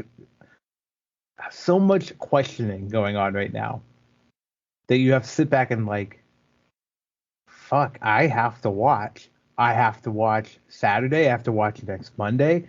I need to know where this fucking goes. I need to watch Friday. I need to watch. This is what needs to happen. This is what wrestling is. Get us to what's next. What comes after this? WrestleMania is meant to wrap things up. Now we're picking up the drama. Let's continue it forward. KO's not winning. No. He guaranteed he'll fight as hard as he can. He guaranteed he'll fight until he dies. Mm-hmm. He never guaranteed a title, though. He didn't. Which we knew that. Listen. We knew that. Would you be... Okay, go on. Great story. Would I be mad? No, I would love it. Because he only said the Universal Championship. Never brought up the WWE Championship. He said the Universal. So if this is where we get the split, cool. And we don't get the Rock, I'm all right for it. We have thoughts. We have the Royal Rumble coming up. This is all that's happened this week. Yeah. We'll get there. We'll get there. By the way, I hated Raw in general. Well, I think so. Yeah. Let me put a button I on. want to bitch about one thing that everybody else in the fucking wrestling federation around the world has bitched about. But go ahead. Hold on. I want to put a button on this and say, I want to throw this caveat out there. If the final test is Sammy screws over KO, would you be disappointed? Because I think I would. Because I feel like it would be more of a lazy writing aspect. Would it fit the storyline perfectly? Probably. But I feel like I'd be a little let down that that's the final test of this haul. Because Sammy already proved that at War Games that he would take down KO. So why would we revisit that as the final test? So in my mind, there's something going on here, and I think it involves Jay, and I have no idea what it is. Well, of course it involves Jay. Yeah. Because Jay showed more loyalty to Sammy than he has the tribal chief. We'll get there when we get there. We will. For those predictions. Yep. So we get the Judgment Day against the Usos for the titles, and thank fucking God that didn't happen. And I'll leave it at that. But if this is where they would have started it, I would not have been mad. Separate the champion. I don't want Dirty Dom or any of the, I'm just not on board of the Judgment Day yet because they still haven't transitioned into being the next team to take it from the Bloodline. Yeah. I don't know if there's going to be or if there should be. Listen, it took a fucking long time for anybody to say, hey, this team is better than Horsemen. Oh, wait, some people have not said that yet. Yeah. You're never going to get that in the WWE following the Bloodline. Mm-mm. Prove me wrong. It's not Judgment Day. They cannot beat the Bloodline. It was never Judgment Day. That was an M with Edge. It transitioned after Edge left to randomness in my book. It transitioned to randomness, but even with Edge, it was still... It wasn't as focused as it should have been. I agree. Retribution was maybe a little bit more... No, I'm kidding. I think that, again, they could have given it time. They could have given it time, and maybe it was, but it was never focused with Edge. It just never clicked for me the way they were running it about. But I agree. I completely agree. And no, this isn't the team. 2.5 fucking years. Listen, 2.5 years, and I now don't want it to end. Right. I am there. Because what do you do? Devil's advocate. Get ready for a longer WWE moment here. What do you do with the Usos when they lose both titles? And I'm starting with the Usos. Yeah. So they lose to No Knock, and I'm not being a dick. Big E comes back. They lose the SmackDown ones to New Day. And then what everybody's predicting, they lose the Raw ones to KO and Sammy. Yeah. Usos, New Day, legendary. You have to ship them to SmackDown and never be part of Raw again. Because, listen, we all know Sammy and KO, great team, best friendships, all the way back to ROH. In WWE, this team means nothing besides high fives and slap on the asses. They have no wins. If you're going to grade it off of wins, where do they go? Think about it. Ponder it. For when we move down the line and Cody takes the championship from Roman and somebody else, at this point, we'll just play somebody else. That is the last of you are seeing Roman Reigns full time. He is now, once he loses both championships, this is Mark's take, is a part-timer, is a John Cena, is a Brock Lesnar. Won off a championship here, loses it 6 months later here, but WrestleMania, the SummerSlam, you won't see him after SummerSlam until Rumble again. That's Roman's next step. Because you want to see Roman losing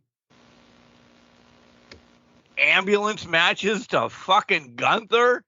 No disrespect to Gunther, or Braun Strowman again?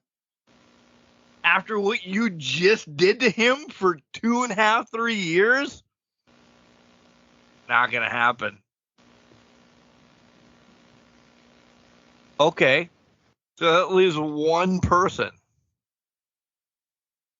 Who's your next person taking over at WWE? Slow burn. It's Solo Sikoa. 3 years, we're reliving this same shit again. Write it down. But what do you do? Because I just told you what you can do with Roman. Really, what do you do with the Usos? You can't bury them against fucking Riddle and Elias. You can't have them play card tag with Alpha Academy. They need injured and gone for 6 months. We're playing a game here where we're assuming they're not part-timers either. Because in my mind, part-timers, you don't have a fucking tag team division. I agree with that, but at the same time, you don't have a tag team division as it is to support them. Touche. So I would honestly, we are assuming that they're not part-timers right now.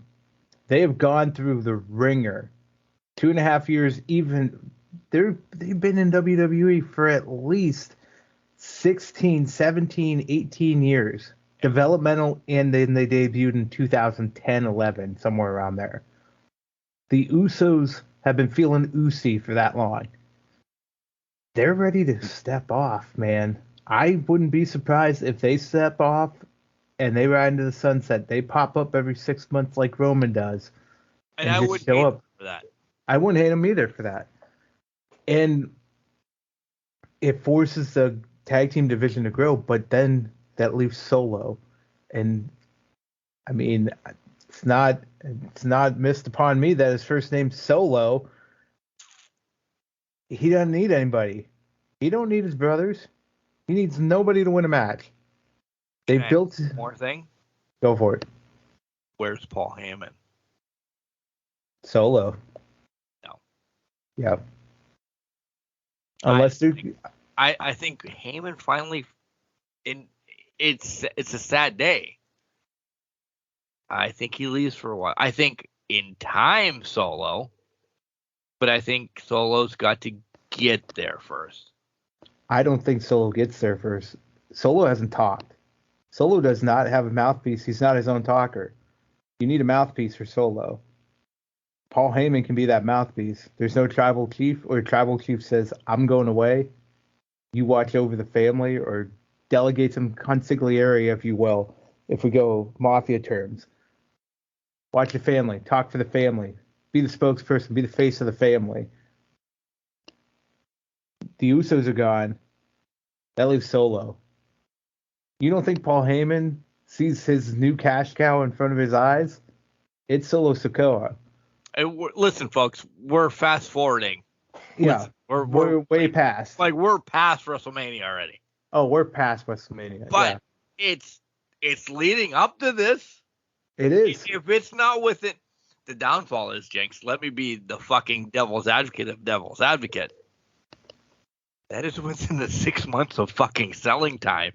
And yes, I'm convulsing because I'm like, how do you pull off all of this and saying, oh yeah, by the way, we've guaranteed Roman Reigns, your fucking number one cash cow, a minimum of a year off after July.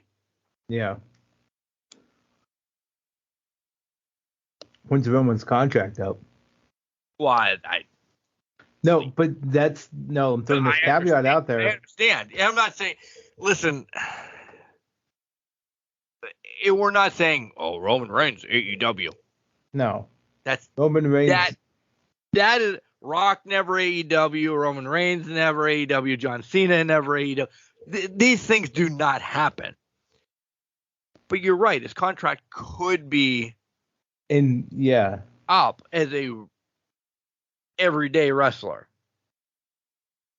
Yeah, and there's so much involved in WWE that his part-time wrestling contract is not up.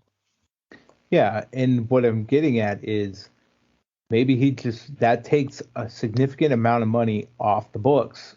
If you're not paying him week to week, month to month, he shows up for big events, couple weeks leading into it, bye, see you later, cash the check, he's off to greener pastures in Hollywood. That's an asset taken off the books, looks a little bit better to sell that, right? So what's the game here that we're playing here? I get the Uso thing. I completely get the Uso thing with the tag team division and all that. Don't be surprised if they start spending money on that tag team division somehow to rebuild it. Fuck the Revolution. I mean, yeah. Yeah. They just got to invest. I agreed. And if we're not talking Seth Rollins getting a title match against Cody Rhodes next year at WrestleMania, who knows what we'll be talking about? I don't know. Could be talking about Fear the Revival or something like that. I don't know. We don't know what we're going to be talking about. We don't know what we're talking about 2 months. On CBS. Yeah, CBS or Nickelodeon for all we know at some capacity. SpongeBob and Patrick doing commentary. All right, so on Raw, I need to get to this. We had a lot of wasted time, and I'm jumping completely on the Busted Open bandwagon along with everybody else. Why did we pull it from Bayley and Becky that was fucking publicized for weeks? Yeah. So we could watch Ron Simmons go, damn. Or, you know what fucking segment put me off the most? What one? The DX and Kurt Angle. I knew that was the one you were going to say. Because as soon as fucking Kurt Angle walked, I'm like, why the fuck's Kurt Angle there? And then it was the stupid, we need to get our rub off. Part of he who drinks milk and wins gold medals with a broken fucking neck once part of DX? No. What? And that went long and it was painful. It went way too long. There was no reason it needed to go any further. Okay, now it's a 6-man tag match. Why are we just parading around? And the whole 5 minutes standing up to Gunther and then backing down. No. No disrespect. Rick didn't have to announce Charlotte coming out because that was No. painful. I love Rick. I love Charlotte. Listen, that was, and I'm showcasing another women's thing that was garbage. Like, Yeah. listen, at one point I thought Sonya had a chance, maybe the one, maybe in my heart of hearts, it wasn't ever gonna happen, but maybe her and Charlotte could have a good match. Yeah. 5 seconds later, Bianca is laying waste to her. I personally love Sonya. How can the universe get behind her at all? Yeah. Can't. You can't. You can't. There's no way. The Miz moment. Like, there was just so much. After the Bailey Becky thing happened, you then started pinpointing saying, oh, wow, there's 7 fucking minutes from that gambling thing that didn't need to be on TV, or, Yeah. oh, cool. Like, we know that wasn't supposed to happen. Listen, we understand that the Bloodline moment thing went long. Are we saying it's right? Probably not. But it's your number one story in the WWE. So how can you say, shame on you? But the DX thing made no sense. The LA Knight Braun thing, fuck, we'll get there in a minute. Rick didn't need to be there. Miz, yeah. But then you also pulled away. Fuck, Brock came out and we went, yeah, Brock's here. Yeah. See ya Friday night. What? Wait, what did you just do? 2 of your things that you've told us were going to be on this show. Yeah. You buried. Big time. To stroke egos. To stroke egos. Because that's what that DX segment was. I didn't need to see DX. I didn't need to see Road Dogg. I didn't need the crack about Billy Gunn not being there. I didn't need any of that. I don't think anybody did. That's fun. Yeah, they're in. Why not just have DX in the backstage area doing stupid shit like they used to do all the time with the second iteration of DX? Just dumb shit in the back. They don't need to be in front of the ring. They don't need to be in front of anybody. But it's hard to book stuff, Jenks. It's hard to book the podcast. It's easy to know what everybody wants, what people want, and what people want to see, and not stupidity or stroking people's political backs and all of that stuff at the same time. I'm so angry. Like, I'm now angry again over it. Like, as mad as I was about NCAA and Fight for Never and other things, like, now I've switched. Like, I think what makes sours it so much is the Bailey Becky thing, because they took away from 2 of their most prominent women stars of the past decade that could have had a great, fantastic steel cage match, no matter what it ended. It should have never been cut there. So where does that lead us into today? We don't know. Yeah. There's the end goal is somewhere. The end, now they have to push the end post for this match, this rivalry. Where are they going to put it? What are you going to do? Elimination Chamber? Maybe. Who knows? I don't know. So you're then essentially, if it's an Elimination Chamber, I'm not being a dick, you're taking both of them out of WrestleMania. Maybe. Because you're saying, okay, Bailey Becky, whoever wins this match gets a shot against Bianca. Because first and foremost, they're on Raw. Yeah. You get a shot at Bianca for the championship. Well, what happens when both of our fucking person who wins? Yeah. She's not challenging Flair, is she? And we'll get there in a minute. Well, she was supposed to challenge Ronda at one point, so I guess that's going to be the plan now. Apparently, but I still don't. If that's the plan, and they're going Becky, Bailey, Bianca, no, why? We already saw it. We saw the whole 30 thing where we fuck over the women for the last 30 years. Yeah, pretty much. That means triple threat at Mania, because I don't see this being. It has to be. It can't be a straight one-on-one match with either of these two women. It's triple threat at Mania. And I will be pissed if it's not for all three of them. And I'm not a Bianca fan. And it's not that I'm not a Bianca fan. It's just, listen, she's had her dues for 2 years. I'm done with Bianca. Fair. All right, half an hour in. Hey, that was a good 5 minutes. Everything's been long tonight. Good.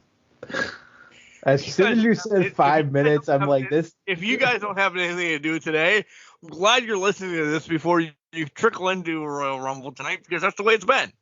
Shut your mouth, Gatorade drinking bitch. All right, Royal Rumble time. I have a long time of editing yet tonight. I have to figure out fucking 60 people coming into the ring for Cody Hetrick. I have to do other shit, get more alcohol. But we'll get there. Let's do the stupid matches first. Okay. Pitch Black to women's to Roman. And then let's talk about the Rumble. Because I'm really mostly excited about the Rumble. I think I would agree that's both of us. All right, let's get the Mountain Dew sponsored one out of the Pitch Black match.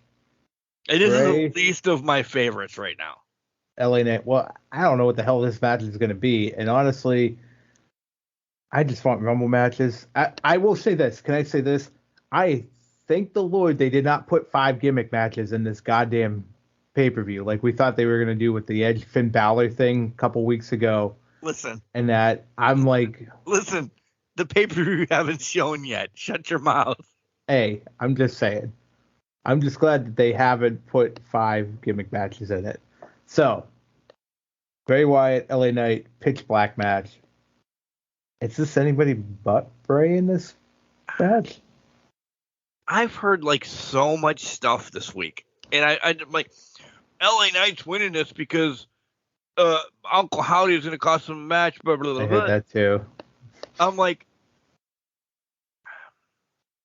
LA Knight, get ready, because people are going to fucking hate me, can turn into somewhat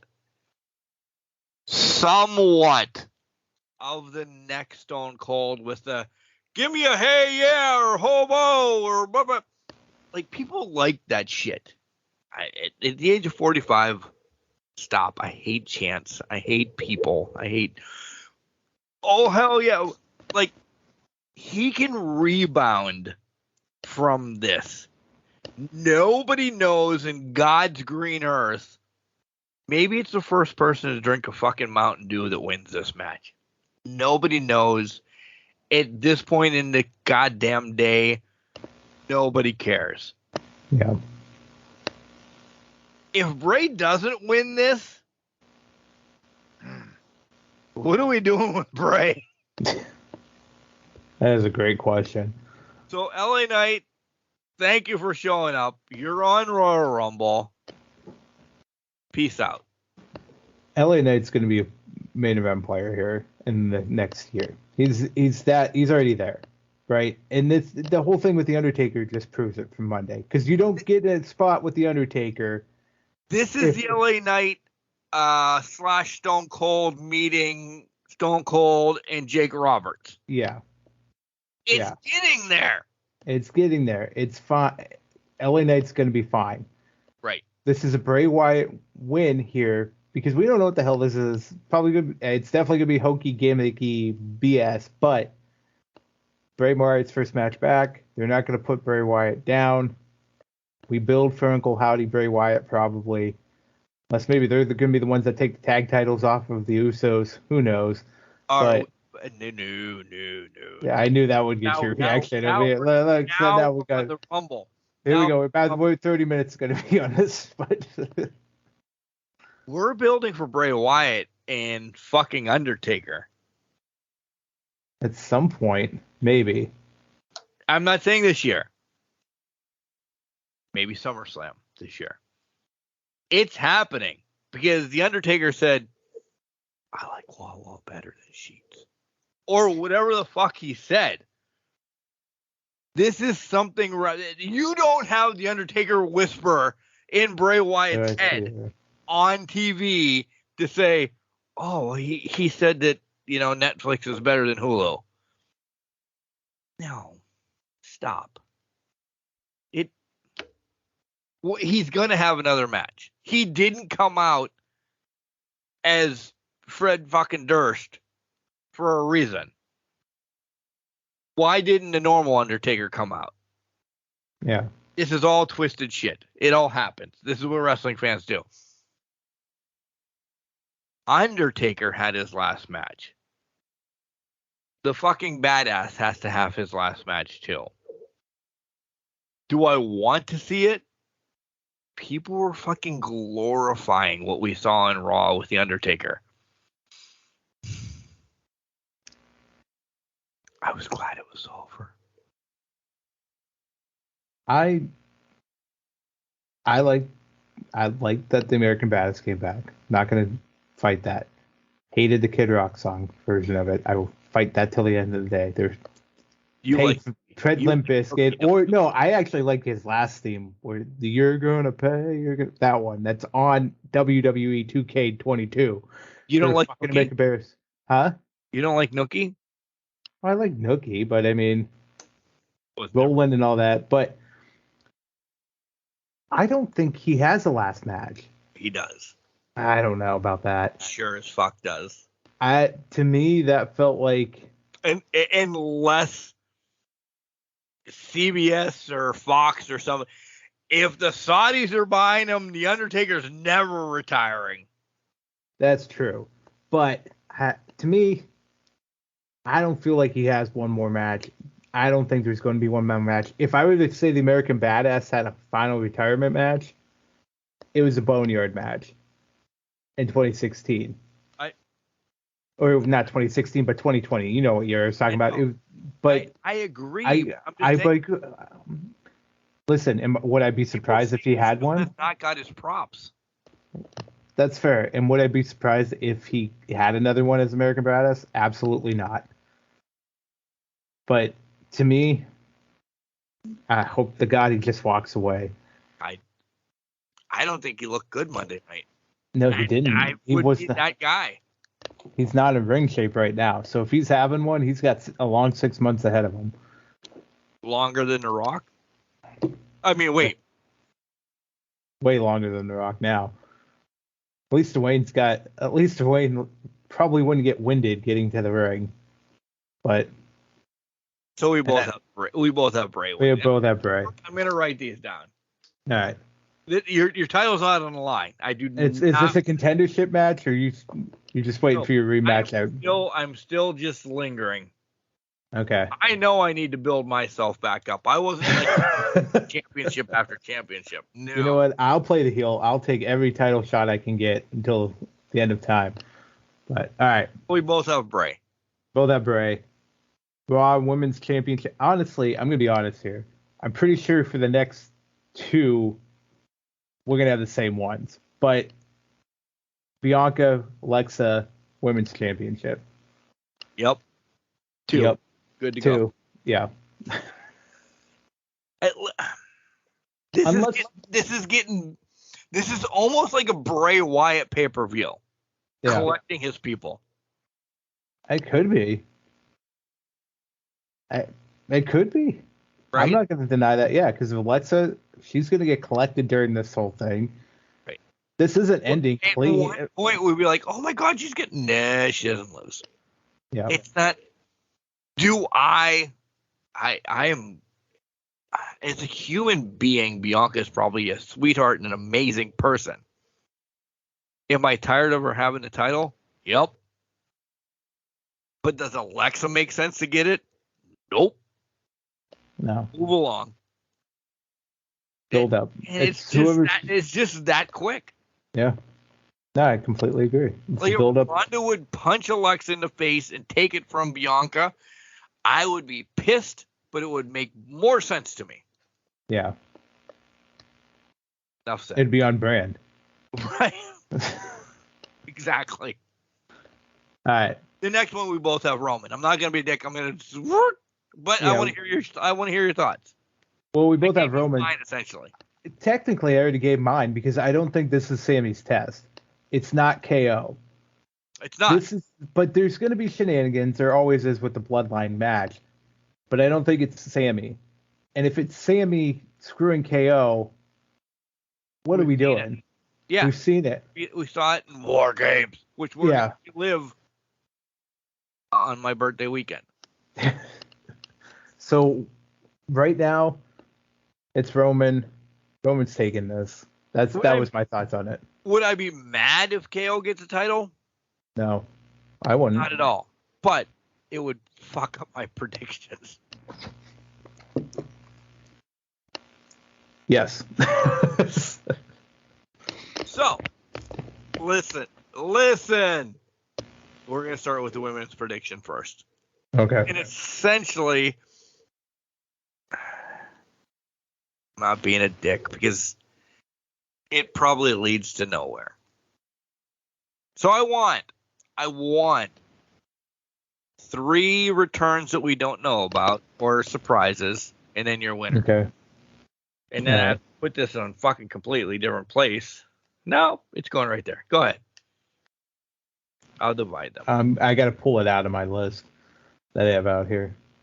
Yeah. So, by the way, I have to do a list yet. Yeah. But I have mine. Oh, you have yours? Okay. At least for the women, I do. All right. The men. Well, so It's here's rough when Cody Rhodes is winning, and then you Yeah. have to fill in afterwards. Yeah, right. So I can't do. You guys are listening to this on Saturday, presumably, or after Friday Night SmackDown. Mark, spoilers. Lacey Evans came back on SmackDown, so she'll probably be in the Rumble. I was already having that one. I had that as my surprise, so I guess I got to take that one out. It's not a surprise now. I would say we haven't seen Aaliyah in a while. I'm going to throw Aaliyah out there. Let's give her some props. They're in Texas. I feel like Michelle McCool's going to make a return. They usually pull her in for some of these. And these seem like very maybe lazily done ones, but I'm just going to do it anyways. However, number 30, we haven't heard from her in a while. I know she had the health scare last year. Things have come up. I think I go back to number 30 becomes Carmella. And I think we see Carmella back in the Rumble, back in the picture. We haven't heard from her in a while. I feel like she might have had enough time to get back in shape, back in the ring after everything that happened. And if she's not ready, that's perfectly fine. But I put Carmella in there as my third surprise. Now, you want a winner, right? I do. I'm sitting here. I'm thinking. I'm trying. There's only 2 names that pop out of this list at me. 2 people. One of which we've already determined was screwed out of a cage match on Monday night by the Booker man. And that's looking like it's playing out where that could end up being a triple threat match if everything works the way we think it is. So I got to go with the one pick that I don't think Mark's going to like, but I'm holding steady to it. And it's one we've already heard. Mommy's winning the Rumble, and she's going to face, I'm guessing, Charlotte now, since Ronda's not in the picture. So Rhea Ripley wins the Rumble. I can't disagree with your winner. Not at all. Not at all. Because it relives WrestleMania that Pat Lapino was at in New York. Whatever fucking WrestleMania that was. Yeah. It gets her on the docket. It gets Judgment Day, their first title, whatever. Yeah. So I'm not disagreeing with that at all. Because now it makes no sense for her to face Bianca. Yeah. So Ripley is mine as well. Okay. Not happy about it. But it's just what it is. Cool. Move along. I had Lacey written down because I didn't watch SmackDown. Yeah. I had Carmella written down. It's a big surprise. I was excited. And I hope in my heart of hearts for Leah, Matt, everybody that's involved, 2023 is big for them. Yeah. I would really mean a title involved for Leah. Because listen, Leah has done so much for the WWE, Carmella, whatever. If it's a high five and then the next month, whatever. She's done so much for WWE. Give her some fucking props for the love of God. Yep. My other, though, doesn't win, but is huge return. I have two. My girl Chelsea shows up. Okay? Chelsea's there. Nice. Throws a couple people out. She will also have a decent 2023. Yeah. Naomi is back. I had her at 17, and I forgot about that. Naomi's back. And if it wasn't for what went on Raw, she was facing Flair. But they buried two of the biggest stars. So that's a triple threat. Yeah, for Mania. And it makes sense. As pissed as I was. Yeah, you need to. Ripley wants Flair to revenge what happened, I don't know, fucking 5 years ago. Whatever. Yeah. There you go. Am I happy about it? I would have loved, actually, for Naomi to come back and beat Flair's ass. Naomi will be champion by the end of the year. Agreed. Moving forward, the men's, it is literally picking three people besides Cody Rhodes that is going to show up in this. Because if you're telling me, as you sit here at 11:50 at night as we record Friday night, you're not picking Cody Rhodes, you're crazy. I am definitely picking Cody Rhodes. There's just no way around that. I mean, I can't even make up a fucking name to pick. I would say, to play devil's advocate, the only thing I could throw out there is that they just go for it and pull Sami Zayn winning this just out of nowhere. But that's devil's advocate. It's Cody Rhodes all the way. It's not. They're not going Sami versus Roman for a title. If they did that, and let's say Sami wins, or let's say they get to Sami and Roman, it's night 1, night 2 scenario. Cody's night 1, Sami's night 2. And both titles are off Roman by the end of WrestleMania. That would be the scenario I play out here. I don't think Sami wins the Rumble, but maybe they go down that route. If they don't go down the tag title route, and they decide, let's make some money right now and make Sami a champion for a month, 2 months, 3 months, something like that. Throw the title on him. He's not a long-term champion, but let's play devil's advocate. He wins night 2, takes the title off of Roman. That gives Jimmy first crack at Sami. He did face Roman before. You can look at me like that. You can look at it all the way you want. They could do it. You're missing the big picture. You're oblivious to this. Okay. Oblivious to this. You're buying into the wool. You're buying into all of that. Number 30 will be The Rock. number 30 and number, I don't fucking know, 27 will be Lex Luger and Bret Hart going over at the same time. Cody gets a shot Saturday night. The Rock gets a shot Sunday night.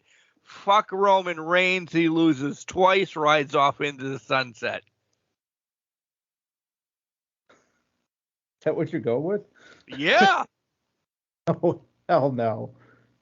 Oh, hell yeah. I could not see that. They're going to think, no way Roman loses to his fucking cousin. Da, ba, ba, da, da. I don't see Rock entering the fucking Rumble. Because you've bought into it. I didn't buy into anything. I was playing devil's advocate, as I said several times, that they would do. 6 months?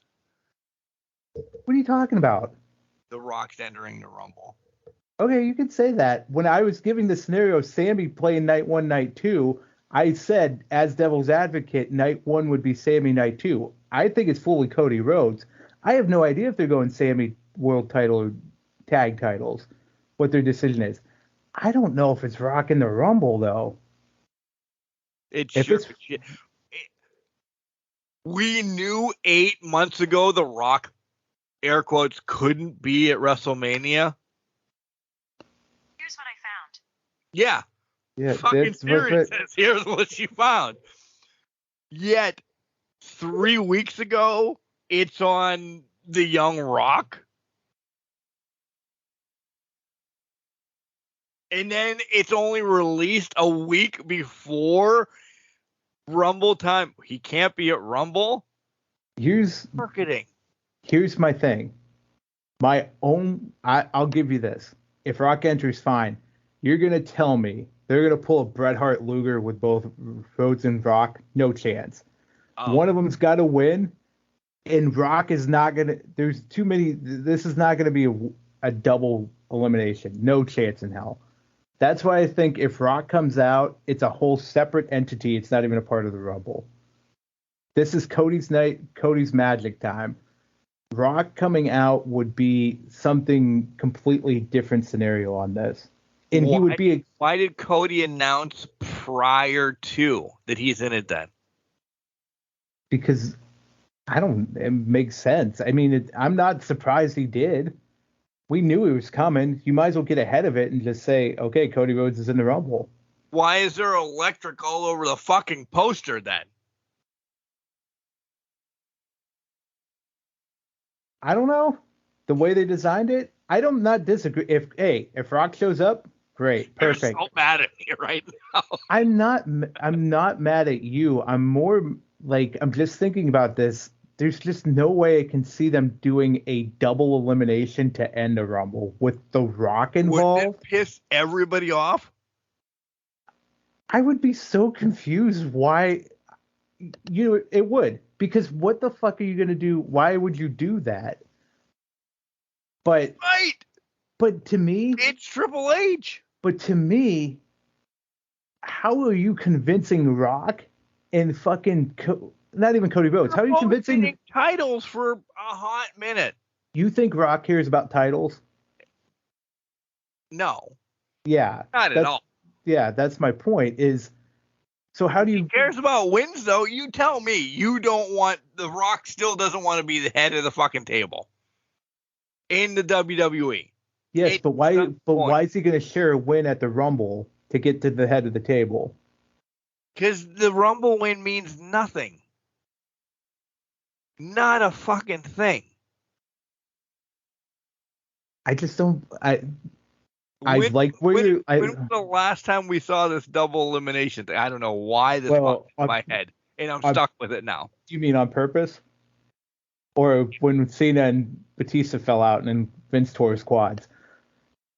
On purpose. On purpose. Well, it's Bret and Luger, obviously. That was the only time in the history that's happened. Right. We're 3 hours deep, by the way. I know, we're 3 hours deep. And listen, I love you. And you're not pissing me off with this question. I love it. But at the same time, I'm just sitting here like, I just can't wrap my head around The Rock saying, yeah, I'll fucking go over the top rope at the same time as Cody Rhodes. that would be such a dangerous maneuver to try to navigate for somebody that hasn't been in a ring. Because For both of them. It could screw both of their years. Yeah. Big time. Unless you do it like Hogan Orndorff out of that fucking cage in whatever fucking year that was, and there was 17 different cameras. But you can't do that in a Rumble. You can't. It's to buy it, it has to be straight on. That's why I didn't want a title shot this time. Because I am full-fledged into something stupid like this happen. I mean, I love it. I love it. I do not hate it, but oh man. Because nobody's getting both titles off of Roman. Oh, agreed. So They're he getting has to split. defend them both on both nights. Yep. Agreed. But we need to get there. We need to get there. If it's not Rock, and it's not Sammy. It's Cody and who then? Exactly. Who's the second guy? So doesn't Cody and Rock make the most sense? I'm not going to disagree with you. Yes, it does. But The Rock doesn't need a title. You can shine that son of a bitch up a sideways and stick it up anybody's candy ass. He doesn't want a title. But we need to get Roman to fucking, and I don't mean this mean, right off into the sunset for a couple months and then be part-time. yeah. That's what this WrestleMania is about. And if people don't understand that, we're telling them in January, listen, fuckers, in February, this will be the last time you see Roman Reigns for a while. Yeah. That was our awkward pause. Yeah. I mean, So who do you want it to be? Cody and who? I don't have that answer for you right now. I don't either. If it's The Rock, we can make up a fucking generic tournament. The Hollywood Rock tournament, because he can't defend the title on SmackDown. Yeah. Brought to you by Fox. If it's anything else, is it? All right, listen, we're long. We're long, but I need 3 people that are coming out into this besides The Rock that's gonna fucking blow your mind. blow my mind, huh? Let's see here. I put Big E. Now, I don't know where he's at. He's traveling with New Day. They're out and about. I think Big E's a good one to have in here. I think an obvious one, Pat McAfee, we've talked about several times. His time's up with ESPN right now. He's free. He's going to come out. And I'm trying not to pull what I did with Naomi and not include this person in. I'm looking around it. Oh, 21. We talked about Leah. We got to talk about Matt. I think Corey Graves is going to enter this Rumble in some fashion or not. So I got Corey Graves. Yeah, I like yours. I will try not to repeat any of yours. Shinsuke Nakamura just did his Muda stuff. Mm-hmm. So Shinsuke is back. Okay. Yeah. I said fucking Chelsea Green, so Matt Cardona is coming. That's a good one, yeah. I've given you my other one last week with Nick Aldis, so that one is not in here because I said Nick Aldis for a while. And this one I was like, are they really going to do something with, the Good Brothers are back, blah, blah, blah, blah, blah. Are we going to get Switchblade that's been in and out? Or do we get something that, like, really surprises somebody? Like Muda. Muda's never been in WWE. Yeah. But do we get that?